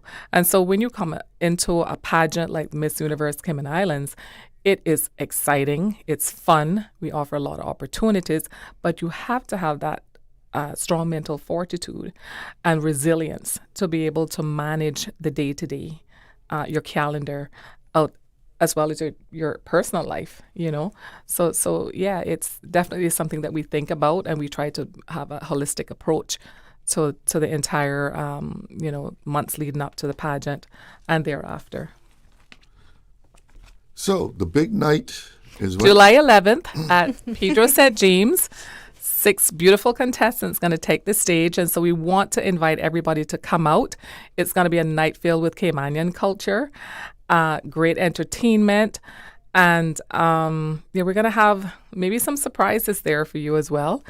And we're going to be talking about this new era, that, giving a little bit more information about that we're entering into. And tickets are available at Funky Monkey and online at Ticket Plus. We have premium VIP tables that we're offering. You can email us at misscaymaninfo@gmail.com to find out more information on how you can purchase a table. VIP tickets you can purchase online or at Funky Monkey, and then we have general admission. So please come out to our pageant and support the 6 contestants. Ladies, any final words from you? I would say thank you for having us. If you're looking to buy or sell, contact me at 927-3642. And I look forward to further developing our youth. And that's buy or sell property. Yes. I would just love to, especially if there are any young people listening, I would just love to encourage them to continue to work hard, face their fears. And the reason I would like to share that message is because I've done that as someone that's been reserved and shy growing up. I did not let that stop me. And that's the reason that I'm here today, to be on a radio interview and encourage you to do the same. And your final words to our listeners? I would say these are not my final words. You were hearing me on a pageant night. Okay. Sorry for this afternoon. For this afternoon, I would say thank you for this opportunity once again. Thank you, Ms. Derry, for having us as well. Thank you for the Pageant Sisters as well. I would also give a note to the younger generation as well, and especially those suffering with illnesses, that everything happens for a reason and you can rise to the top. Take me, for example. I'm very resilient and I have gone through a lot of trials and tribulations. Take me for a very good example that you can achieve whatever you put your mind to, especially with faith. And she lives in Northside, and she comes to all the, tries to get to all the rehearsals on time, and so she's trying to manage all of that. Well, ladies, thank you so much for coming into the studio. It's been a pleasure talking to you. And Derry, keep up the good work. Thank you. Thanks for having us. Thank you. My childhood hero. Child on a Saturday morning. She's been telling these girls all about Children's Roundabout and listening to me. Listen, they need to do some reruns. They should dig up in their archives, find them.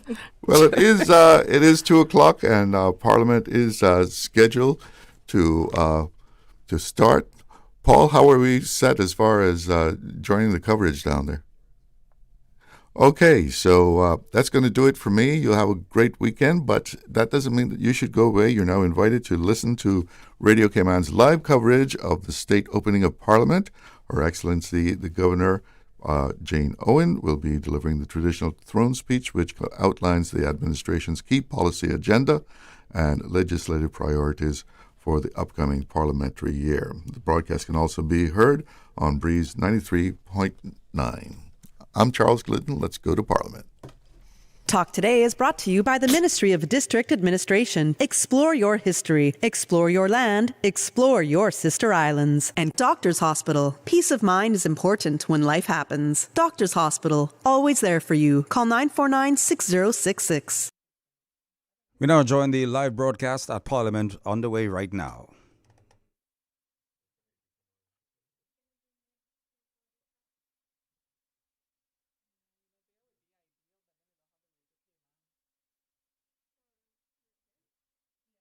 I proclaim that a session of the Parliament of the Cayman Islands shall be held at the House of Parliament, Georgetown, Grand Cayman, and begin at 2 p.m. on the 19th day of June 2026. The session shall continue to be held at such places on such date and times as the Parliament may adjourn thereto. Given under my hand and the public seal of the Cayman Islands at Georgetown in the island of Grand Cayman, this 20th day of May, in the year of our Lord 2026, in the 4th year of the reign of His Majesty King Charles III.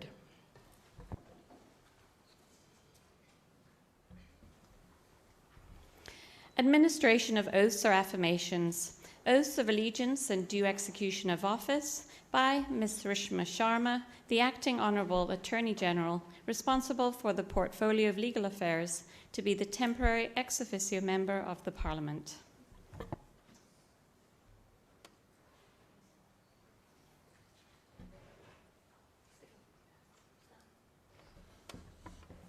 All members, please stand.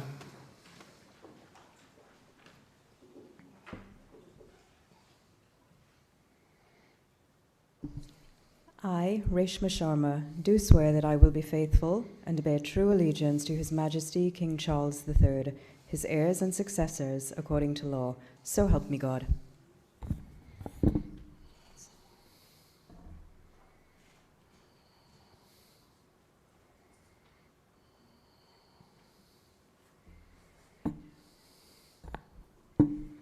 I, Reshma Sharma, do swear that I will well and truly serve His Majesty King Charles III, his heirs and successors, and the people of the Cayman Islands in the office of ex officio member of the Parliament.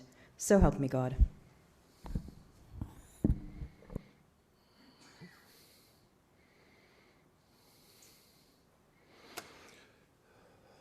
Ms. Rishma Sharma, Acting Honourable Attorney General, having been duly sworn, and I invite you to take your seat next to the Deputy Governor.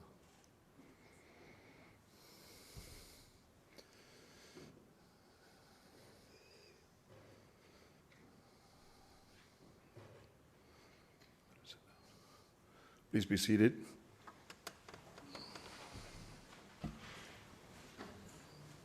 Motion for the suspension of the House. Honourable Premier.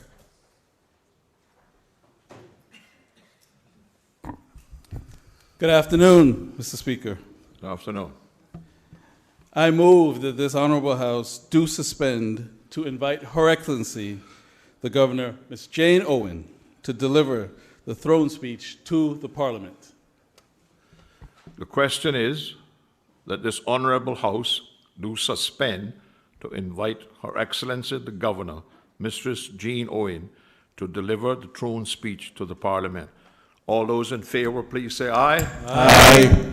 All those against, no. The ayes have it. The Parliament is suspended.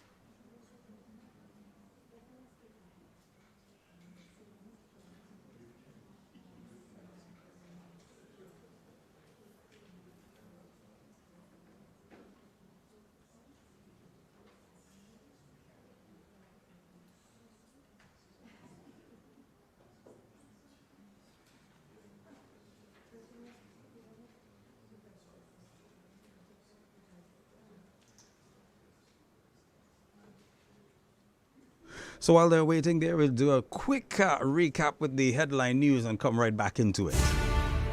From Radio Cayman's newsroom, this is Headlines. The headline news is brought to you by Kirk Market. With your latest headlines, I'm Elizabeth Charles. Health officials are warning about toxoplasmosis exposure found in feral cats in West Bay. In a release this week, the Ministry of Health says tests detected the parasite, Toxoplasma gondii, in trapped cats, but the overall risk to the general public remains low when people follow basic hygiene and food safety measures. In international news, the Nasdaq Composite has bounced back sharply after a bruising stretch for tech shares. In a report this week, Reuters says the index jumped more than 3% on Monday, its best day since March 31st, and now sits less than 3% below its record closing high. In other news, economists using internal Bank of England company data say Brexit has knocked about 6% off of UK economic growth over the past decade. In a report this week, the BBC says the study examined decisions, views, and financial results from thousands of British firms to estimate how the economy would have performed without the 2016 vote to leave the EU. The analysis finds roughly half the impact comes from post-referendum uncertainty and half from higher trade barriers since the UK left the customs union and single market in 2021. Co-author Nick Bloom says Britain had been growing fast and could have partly kept pace with the US without that disruption. The BBC reports Prime Minister Keir Starmer plans a July summit with EU leaders to agree new deals on food and farm exports, electricity and emissions trading. Those are the latest headlines. I'm Elizabeth Charles. www.radiocayman.gov.ky. Check out our social media pages: Facebook, YouTube, X, formerly Twitter, Radio Cayman Headline News.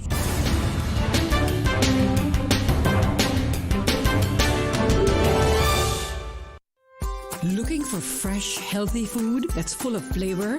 Then you've got to visit Kirk Market. Our dishes are made with fresh, high-quality ingredients. Enjoy vibrant mixed greens or satisfying pasta salads. Or try one of our delicious grill options like blackened chicken, spicy beef steak, or grilled salmon.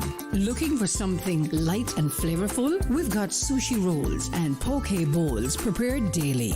And don't forget to explore a hot bar or Billy Fresh salad at the salad bar. Stop by Kirk Market today for breakfast, lunch, or dinner and taste the difference. Eat well, live well with Kirk Market.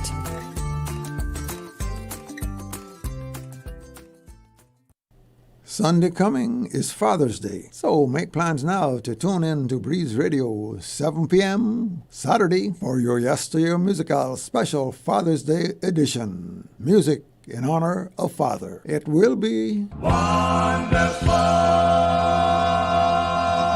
Your Yesteryear Musical Saturday evenings at 7 o'clock on Breeze Radio. Entertaining, enlightening, and inspirational. Topical with CI cultural and heritage flashbacks and the wonderful music of yesteryear, from the Thomas Edison era to the recent past.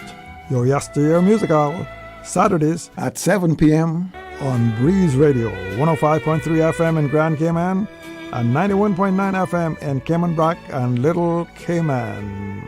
Be listening. History is always echoing on your Yesteryear Musical on Saturday evenings at 7 o'clock on Breeze Radio. Happy 50th anniversary, Radio Cayman. Radio Cayman has always been a paramount part of my life. As a boy growing up on Cayman Brac in the Cayman Islands, it was the magical colors of Radio Cayman, not TV. Okay, so now we rejoin the broadcast of the live throne speech at the Legislative Assembly.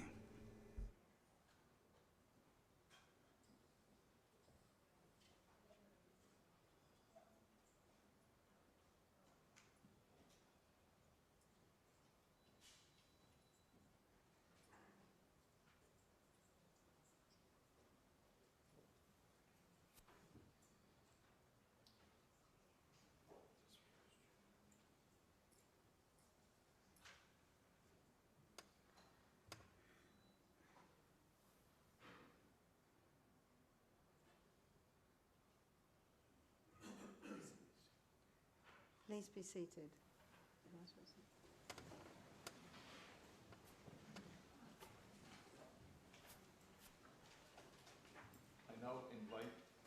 Excellency the Governor, Mr. Jean Owen, to deliver the throne speech.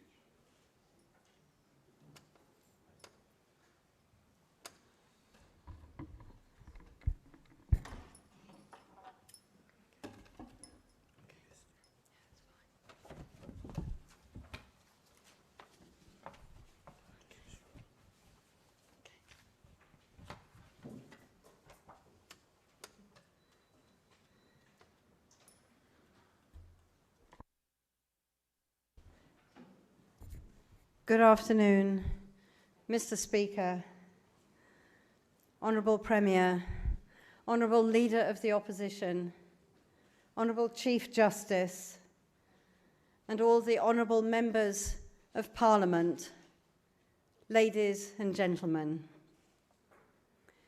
It is a great privilege to stand before you once again to open this session of Parliament. We come together 1 year on from the first meeting of Parliament since the election and the formation of the NCFC government.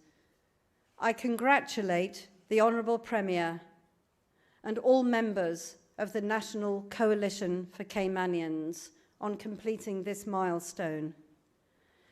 In this address, I will take the opportunity to reflect on what has been achieved and to look ahead to the government's plans for the coming year. But first, I want to acknowledge the important role this chamber plays in ensuring scrutiny and discussion of the policies put forward by the government, and the role played by you, Mr. Speaker, in managing the business agenda of Parliament and ensuring that fulsome democratic debate is flourishing here in Cayman. I also want to thank the Honourable Leader of the Opposition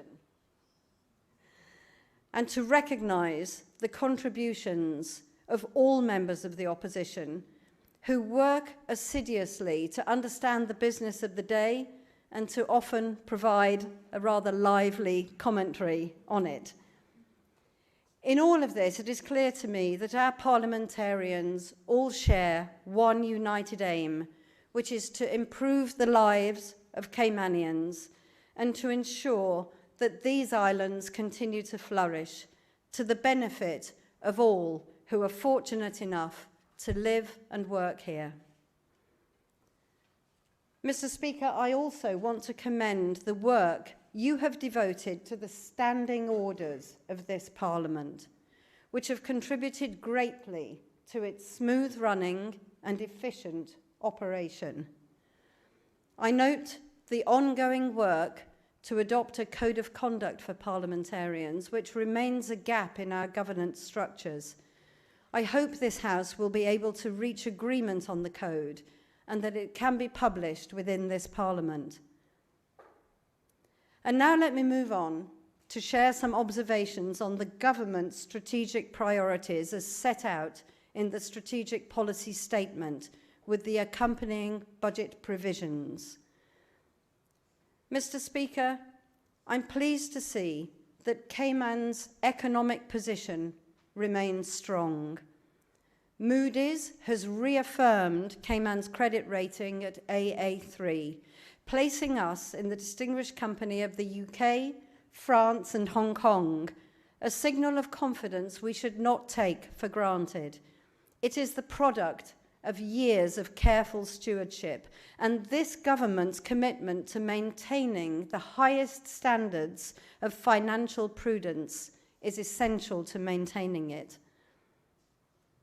As the world faces the challenges of new technologies and AI, I'm pleased that the government also aims to greatly increase innovation and digitization, including across our public services, enabling better sharing of information and a more seamless customer experience. I know that this aim is shared by the Deputy Governor and indeed the Deputy Governor designate, who will be leading the implementation of several new programs. The introduction of the My EID program is one example of this transformation, And I hope and expect that all members of this House already have their new ID cards in their pockets.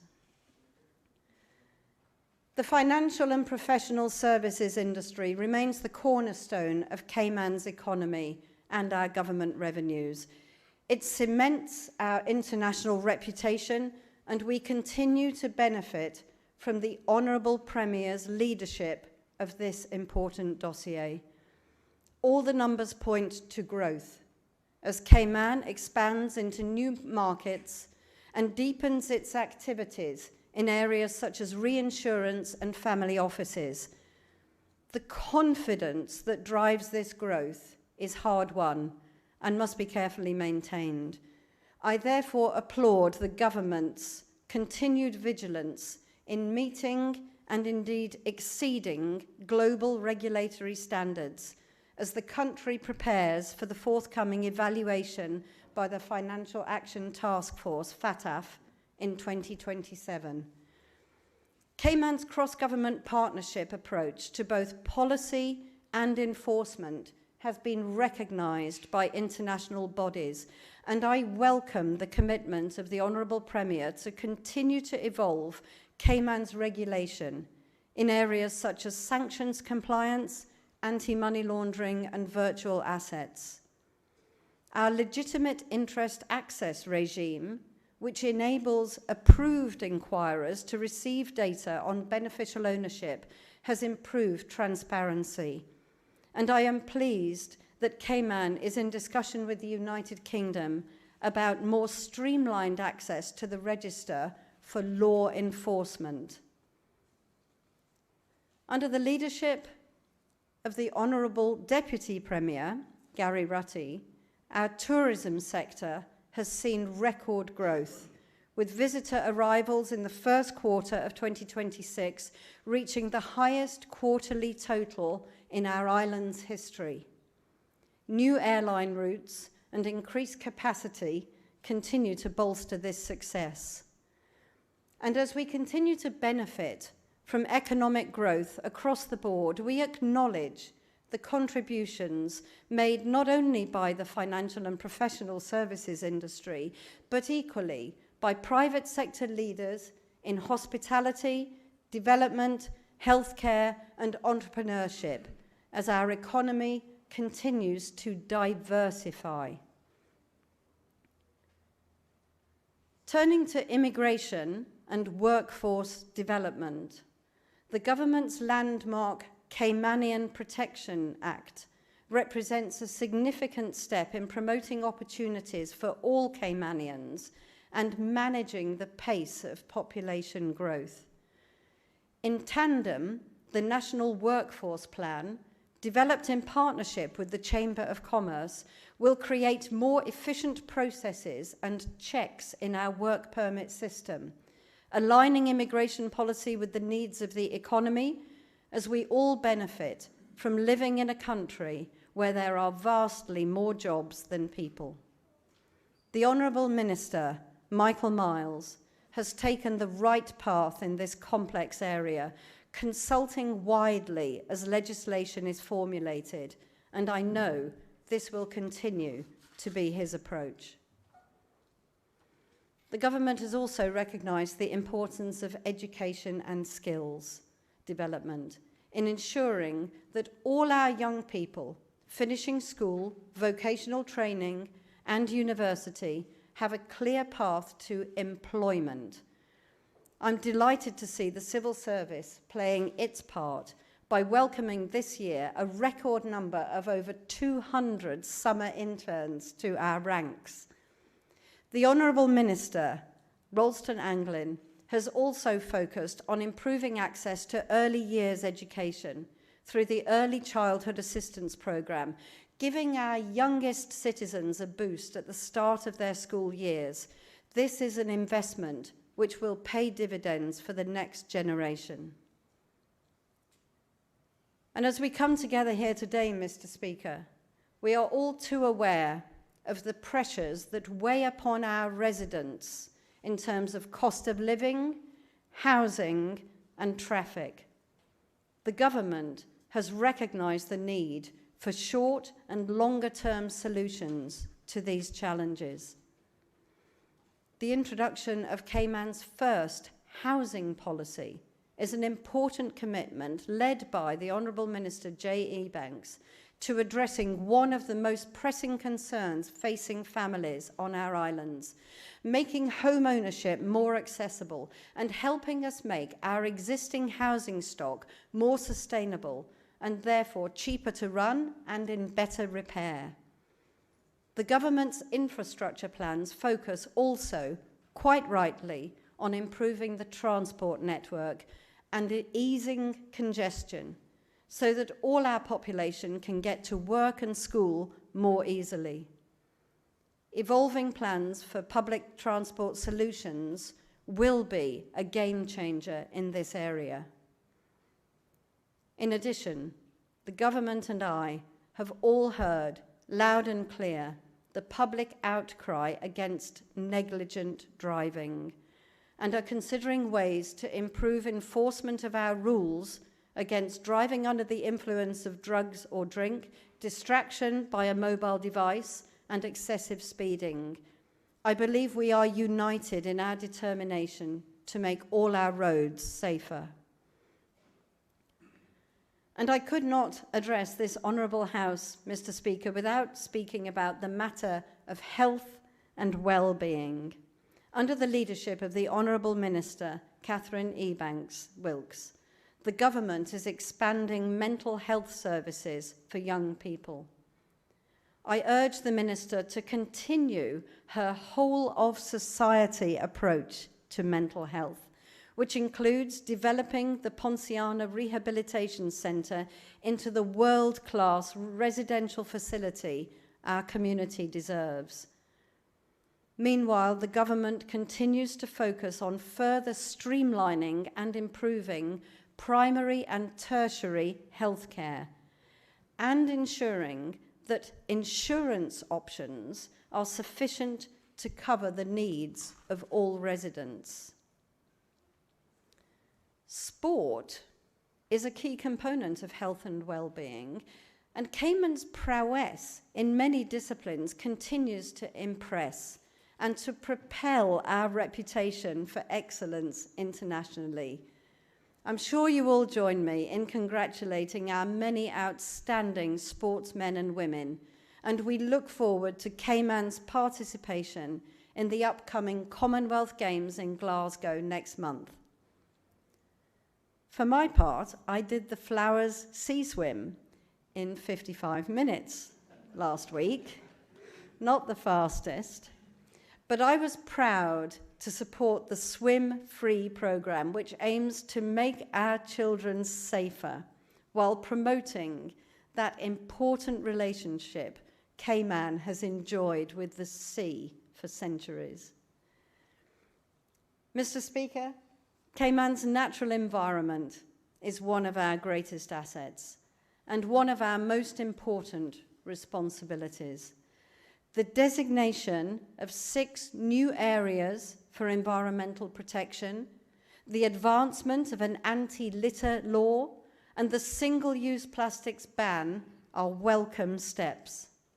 I'm also glad that the government has announced its plan to maintain Little Cayman's airport at its current site and to carry out the upgrades which will be necessary to meet international safety standards. Cayman's bid to have Little Cayman's marine protected areas designated a UNESCO World Heritage Site continues to have the strong support of His Majesty King Charles, who remains keenly interested in all of our conservation efforts. And as we contemplate the government's agenda, Mr. Speaker, I also wanted to take a moment to acknowledge the partnership that we enjoy between the executive and the private sector and our many charities. I have the privilege of being patron of several organisations, and I know that the money they raise and the work they do has real impact. For example, in cancer support, Meals on Wheels, protection of vulnerable people in our society, education, inclusion, support for animals and the environment. And I know that this government is committed to developing these partnerships further so that we can all benefit from the large pool of expertise and commitment that the whole Caymanian community represents. And Mr. Speaker, as we contemplate with confidence the growth and development across our islands, it's wise to consider the crucial role played by our uniformed services in ensuring that residents, businesses, and visitors enjoy a very high level of safety with relatively low levels of serious crime compared to many places in our region and indeed the world as a whole. It is easy to take this for granted, but it is only made possible through the leadership of Police Commissioner Kurt Walton in partnership with many others, including Coast Guard Commandant Robert Scotland, CBC Director Bruce Smith, Prison Director Daniel Greaves, and Fire Chief Randy Rankin. I note that the RCIPS detection rate for violent crime stands at over 50%. This is the kind of ratio most jurisdictions aspire to, or should I say, dream of. Most strikingly, over the past 18 months, 28 dangerous offenders were all convicted and sentenced to a combined total of 400 years in prison. A clear demonstration of our mantra that violent crime will not be tolerated in Cayman. And I know that all honourable members of this House will join me in paying tribute to all of our uniformed and emergency services who serve every day, often putting themselves at risk to keep us all safe. In the same vein, as we gather together at the beginning of hurricane season, Cayman continues to prepare and plan for handling crises, whether natural or man-made. And we applaud the efforts of all the staff and volunteers at Hazard Management Cayman Islands, the Cayman Islands Regiment, and our gold, silver, bronze leaders who manage our strategic and tactical response. We know we also face some pressures in the security arena, including the volume of cases moving through the courts, overcrowding in our Northwood prison, and the potential inflow of migrants from neighbouring countries, including Cuba. The government, and the Honourable Minister Nicholas da Costa in particular, are making steady progress in mitigating all of these risks. Another area where the government has recognised the need to make progress is safeguarding of our children and vulnerable adults. The Honourable Minister Isaac Rankin and his team have established a working group to revise legislation to better protect our communities, including from online harms. I hope we will also have a Children's Commissioner in place before the end of 2026. And as we look ahead to the parliamentary agenda and the government's policy choices over the coming year, we can also be confident that good governance and the rule of law will continue to guide our decision-making. I am grateful for the work of the independent bodies that oversee public life here in Cayman: the Attorney General and his chambers, the Auditor General, the Ombudsman, the Director of Public Prosecutions, and, of course, our judiciary, under Chief Justice Margaret Ramsey-Hale. We also benefit from the quiet but significant work of our independent commissions, which all play a role, not only in ensuring compliance with, for example, international human rights law, but which also reach out to explain and educate our students and the wider community in, for example, how the Constitution works.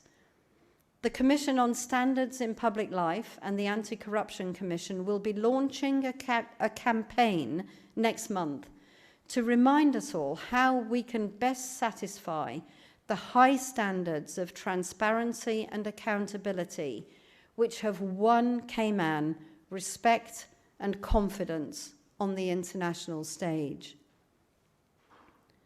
And as we mark over a year since the last election, I would also note the Honourable Premier's stated intent to reform our elections law, including as it pertains to campaign financing rules, an issue raised by both the international and the domestic observer missions following last year's election.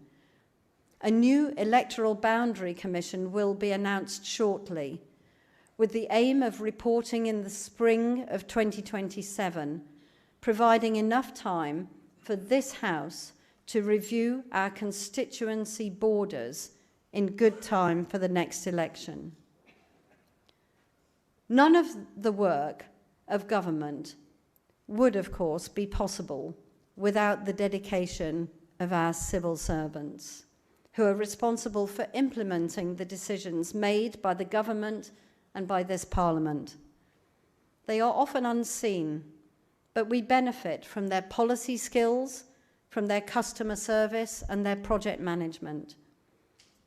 And today, I want to mark a moment of particular significance: the forthcoming retirement of the Deputy Governor and Head of the Civil Service and my friend, the Honourable Frans Manderson.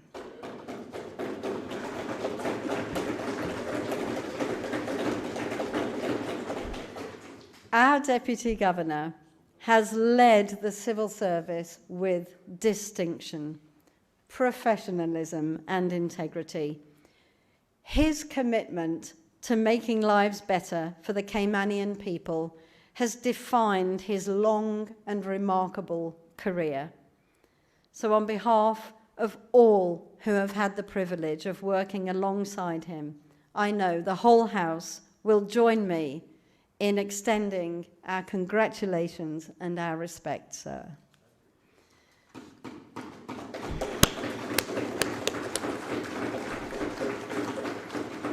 And I'm equally delighted to extend my congratulations to Mrs. Gloria McField-Nixon, who will become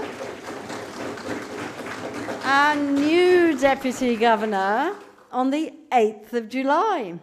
I have every confidence that she will lead the civil service with the same excellence and dedication that has characterized her whole career, and I look forward to working with her in the months ahead. And as I draw to a close, I invite you all to also reflect on Cayman's position in the world and our relationship with the United Kingdom. This year, we witnessed increased fragmentation of the global order and a significant deterioration in the international security and governance architecture.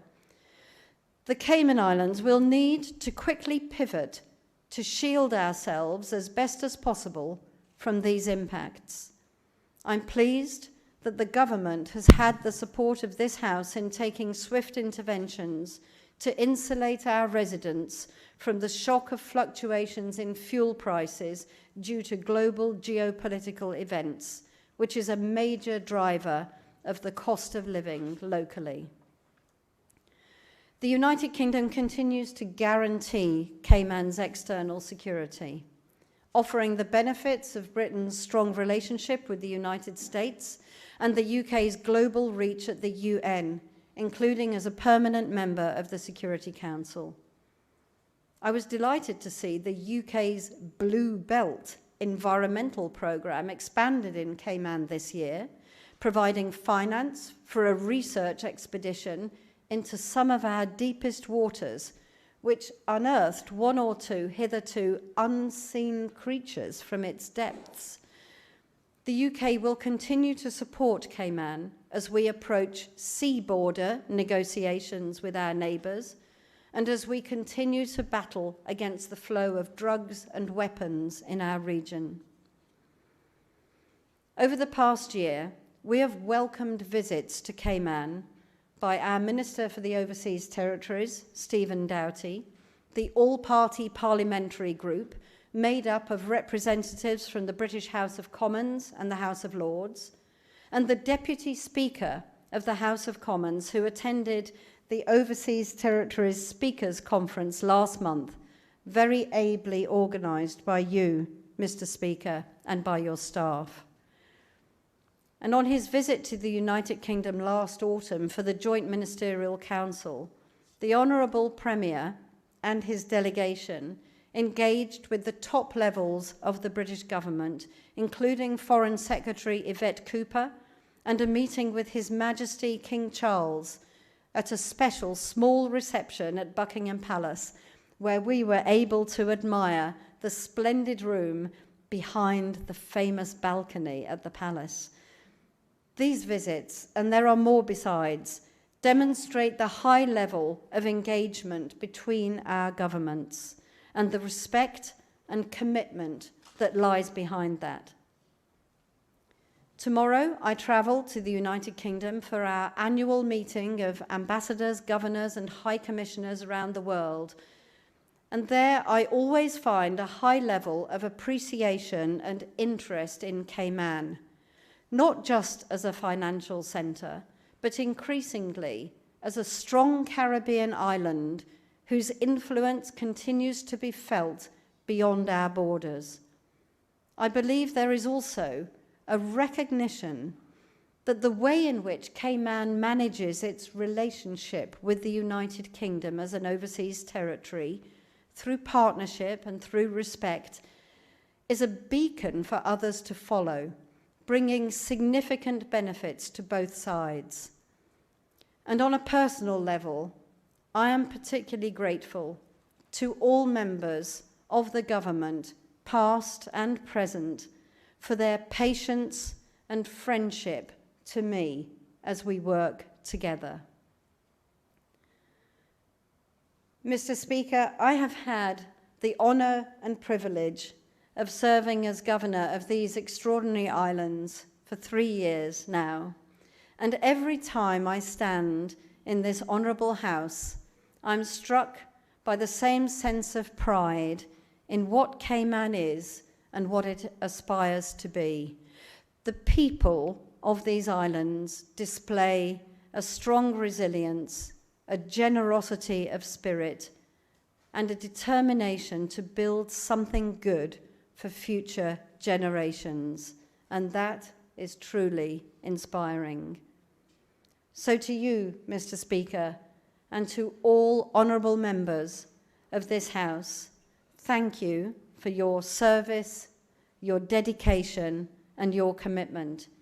It is a privilege to serve alongside you. God bless this House, and God bless these wonderful Cayman Islands. And there you go. That was the live broadcast of the throne speech at the Legislative Assembly, which you've heard right here on Radio Cayman. Of course, the broadcast continues on our sister station, The Breeze 105.3, with the continuing parliamentary procedures, and that